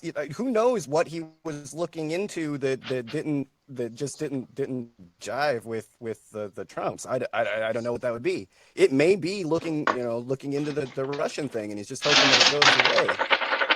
Like, are you fucking serious? But like, people are arguing on whether Trump has connections with the Russians. Which, look, he's the only one standing in that room that doesn't. Even if they did, like, what the hell? Yeah, exactly. Who are they going to replace him with that wasn't more connected with the Russians? Well, you get Pence. He's another neocon that really wouldn't solve your problem. Pence is worse than Trump. Yeah. Oh, in like a million ways. Yes, he is. He's like another Cheney. He just kind of, he's sitting in the background, just kind of waiting, plotting, doing Trump's bidding. He's the one that can't. He's the one that can't be alone with the woman at any time. Who says? I don't know how you would be able to talk with like the women leaders in the world, senators, the works. How do you can't be in the same room with? What's the matter with you? Like, what did you do where your wife said, "Look, I don't give a fuck whether you're vice president or not. I should never catch you in another room with another woman." What did you do, man? Like, from any other perspective, that sounds like you may have messed up like big time. Sounds like you have a roving eye. Yeah. Where Big you time. can't even be in the same room alone with another chick. I wouldn't trust any politician alone in a room with another chick. Well, 9-year-old boy, I would be stressed out about, but a full-grown woman, nah, she's in no danger. He's just going to go up there and get him a handful of coochie. Yeah, that's Trump at most. I just imagine But I just imagine Trump alone in a room with a coloring book. Look at this is a star. Yeah, it's the backside of all those executive orders we see. It's like a Shoney's placemat. Like on the top, it's on the front, it looks like an executive order, but then on the back, he's got like a little, like a little thing to color in, and a maze, a word search with 9 letters and one word. Search. Have you seen his signature? I mean, you can't even. It's not even legible. It's huge, man. It's like. You've seen some of the shit that he put his name on. Do you really think you would want people to look back and see that you signed that? Oh, you know what's really weird is I've been to the Trump Towers, and he has. Oh, his own you have? Yeah. Me too. He's a fucking infiltrator. I knew it. I knew it. No. I had to deliver some food to them, and I was like, hey, I have to be escorted no matter where you go in that fucking place, and so I'm going up there, and I'm looking at they the got fucking to him. They doors. used the brain slug. They did. He got up to that room. No. So check this out. So he has on the Trump Towers, he has his own fucking logo, right? Like a fucking superhero, dude. Like you have your own fucking logo. Like what the fuck? He does. But you know what? A Superman with a big T on it instead of an S, or what? It's a T with I think it was a T with a picture of the world. I thought it was like the symbol for the Brotherhood of Doom. What was that called? With the skull guys with skulls. Yeah. The Legion of Doom. At the Temple of Doom. You talking about on Super Friends, the Legion of Doom? There we go. Well, everybody needs super friends. But, well, I'll tell you how you go into Trump Towers and don't have security escort you everywhere. You walk in with a bunch of your friends all dressed in black, smashing shit. I would love to live stream that. Yeah, just tell me when that's going down, because I would really like to live stream. That's what happened in D.C. at the Million Mask March last year. Oh, man. I'm not exactly sure how you get in. I think like we were talking about earlier, maybe just like tell him that you've got that quart and a half of B positive that he needs, or they now have armed security guards at Trump Towers in DC at like all times at the doors. So like, well, no shit. Yeah, we kind of fucked that one up. Look. You can piss off some of the guys Trump on the left. Creating jobs. We're creating jobs. We made those jobs right there. You create security jobs for somebody. You can pick on the left quite a bit. They're going to come up in all black. He's starting to piss off the right. Those dudes are armed to the fucking teeth. You know what I mean? Like, you're messing with the wrong people.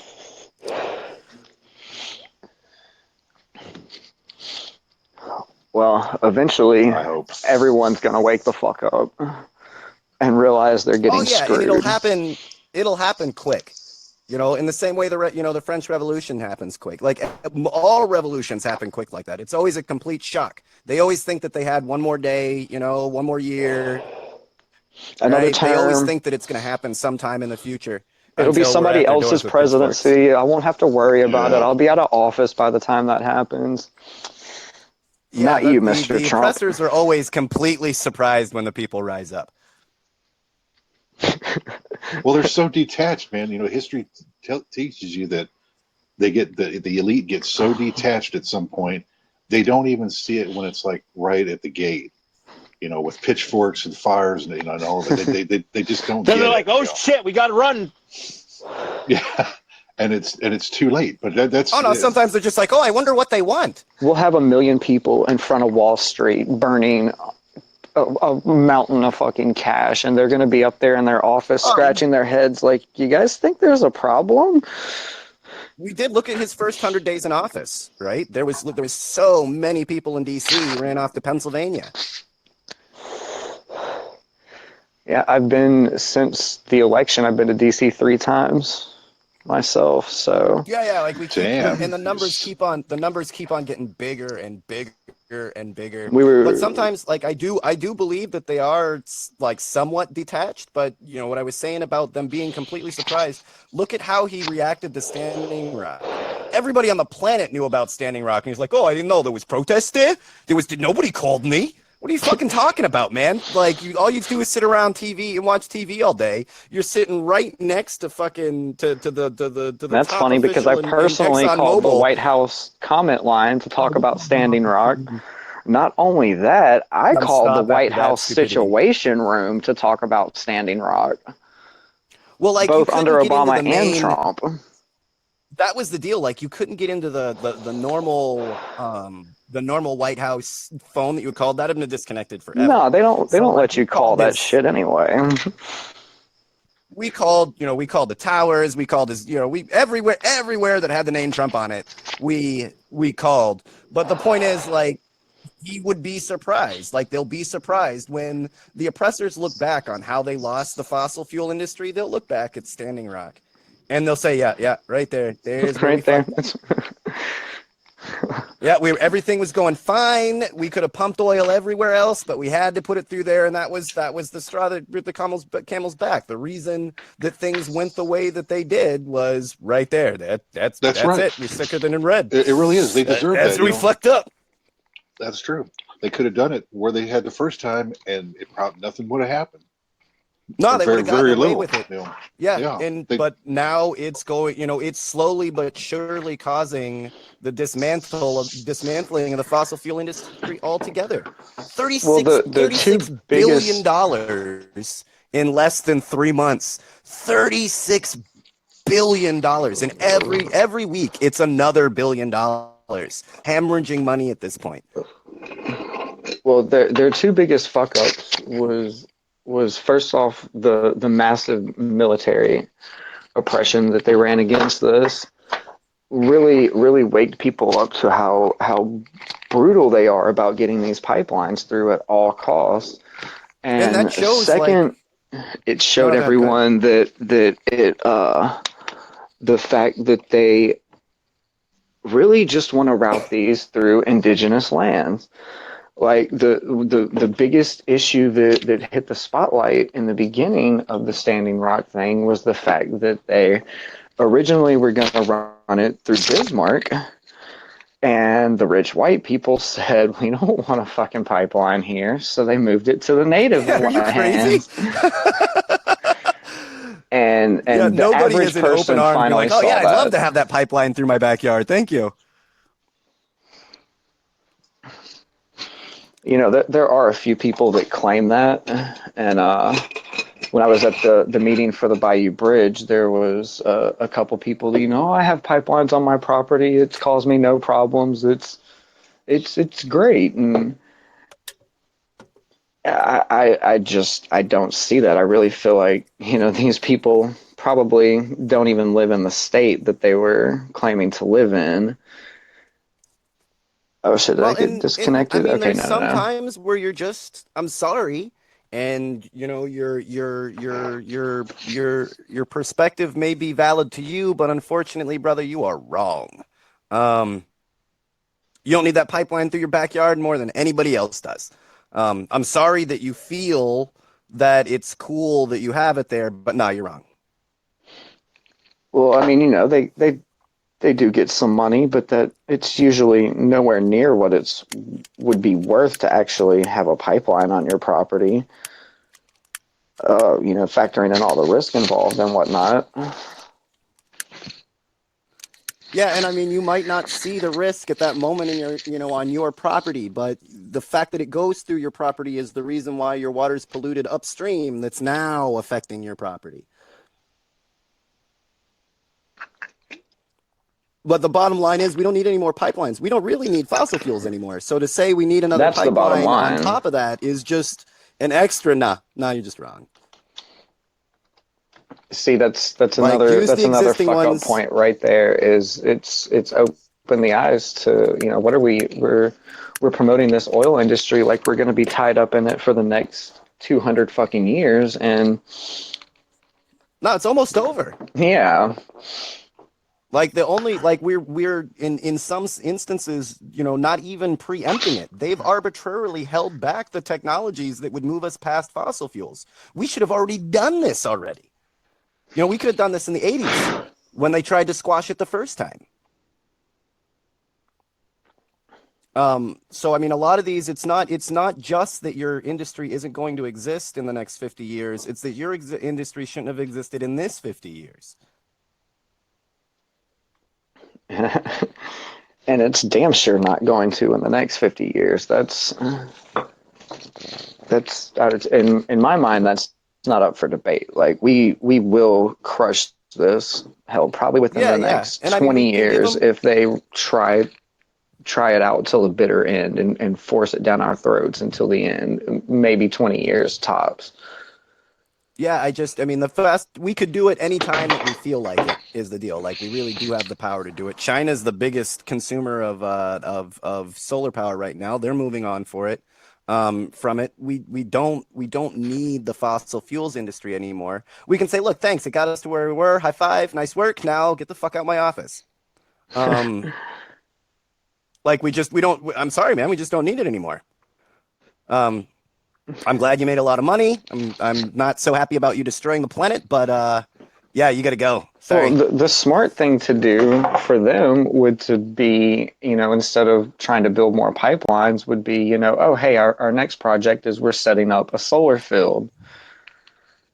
That's going to be the way. I mean, it's all about money for them. That's going to be their way to ride this out as long as the money will allow, is for them to realize that the change is happening if they want it to or not, and they can participate and make a little bit more money, or they can drown in oil, I guess. Hey, I don't care what I can think of a couple good things to do with it, but nah. Hey, you can use all that extra oil. You can use all that extra oil at your orgy later. So that's win-win. You can use all the petroleum you need for it. We won't charge you a dime for it. It's all yours. Maybe we're just we're using the wrong words where we're saying, we're gonna undo it. We just need to put like an update sign instead of the energy signs, and just say, look, we're gonna do a forced update. We're downloading it now. New software is just going to be solar and wind.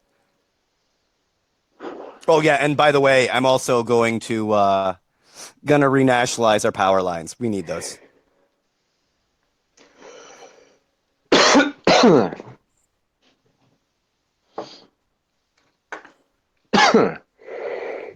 Excuse me.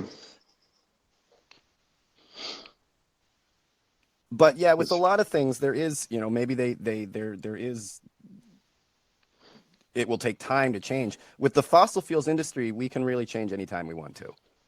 Anytime that we demand it, it'll happen. I think they're going to get an even bigger wake-up call when they attempt this last little stage of the project down in Louisiana for the Bayou Bridge pipeline, which will be their way to export it out of the country. Yeah, it's not going to be peaceful like Standing Rock was. It's not going to be people out there singing and praying. It's going to be people that are out there to stop this thing from being built by any means necessary at every angle. And, they got a good taste of that at Standing Rock. But, I mean, these locals down here, this is a threat to the crawfish industry in Louisiana, which is fucking huge if you don't know. You think of eating food in Louisiana, the first thing that's going to come to your mind is crawfish. Well, yeah, they got hit with the BP. I mean, they've been hit several times here. With the BP fucked up a lot of the crawfish industry, and there's a lot of other pipelines in this area that are already taking their toll on the crawfish industry. And I mean, there's areas that are so crisscrossed with pipelines that it's like a wall for animal migration through this river basin, pretty much creating dams out of pipelines. And especially when the crisscross pipelines get full of debris, and it's literally like a fucking beaver dam. Yeah, and then what happens is you end up having a hurricane sometime, and that pushes the pipes and ends up breaking them, which puts us kind of back at square one. The land over there is falling to pieces between hurricanes breaking levees, massive floods, and sinkholes opening up everywhere. I mean, it's only a matter of time before that place is an oil pit. Well, it's sinking. They're pumping oil and water out of the ground. It's subsiding.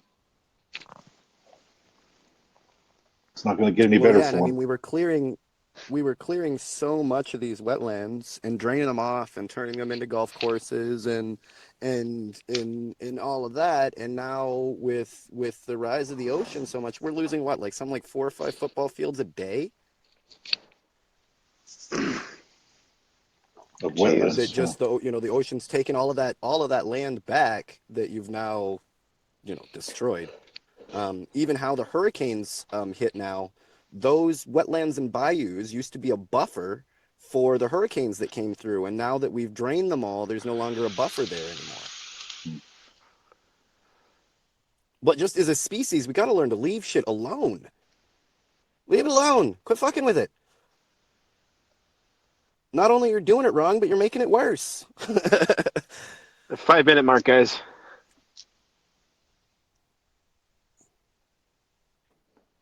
But I would say, Well, I'll give a final comment on the pipeline thing as far as Louisiana goes. Keep an eye out for this movement to rise up, and whatever you guys can do to support it. There's going to be a lot of camps popping up, a lot of different groups. Support what you can, spread the word. And if you can come out and come down to Louisiana, man, we will make this thing go away.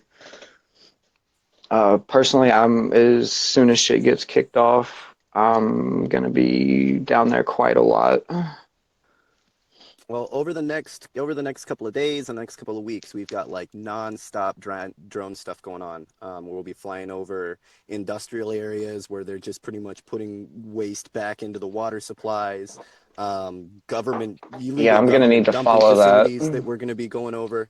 So we're gonna be really hitting them hard with our drone projects, and yeah, just kind of keep an eye out for it, because that's our view of the world. If we don't show it with the drones, then people don't see it. It has a real. If they're going to use drugs to kill us, then we're going to use drones to start freeing us. If you can't on the other side of the country be everywhere and see everything, but with those drones we can fly into places and expose them, and we're going to start hitting it hard over the next couple of days. So kind of keep an eye out for it on the STR pages. Yeah, I'll definitely keep an eye on that. Drop me your Facebook in the chat.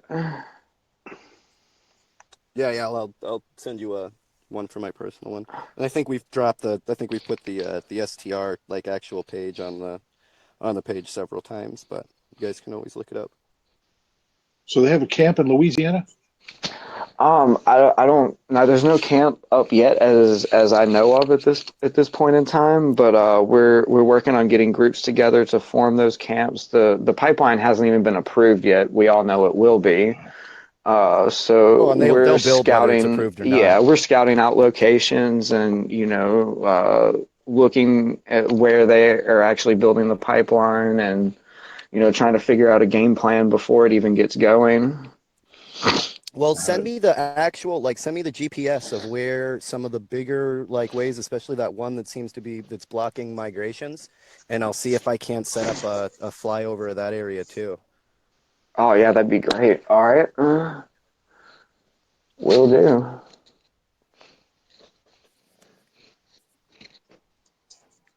What about the comment feed, Tyler? Oh, my bad. Hold on. Hell, real quick, any of you guys could give us some topic suggestions for the next show? Anything you guys want to hear about? Well,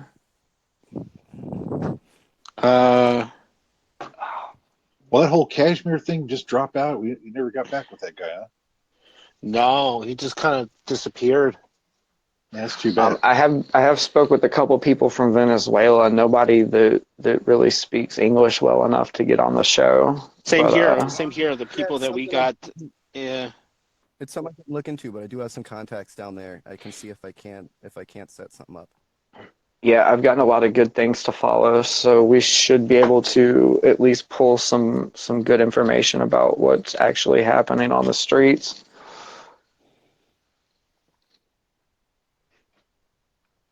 Yeah, they were tearing down Chavez statues. They're finally had it with the, I guess with all of it. They're just tearing it all down. All right, let's take their example and do the same. Let's Right? Just start it over, guys. Just tear it down. It's gone bad.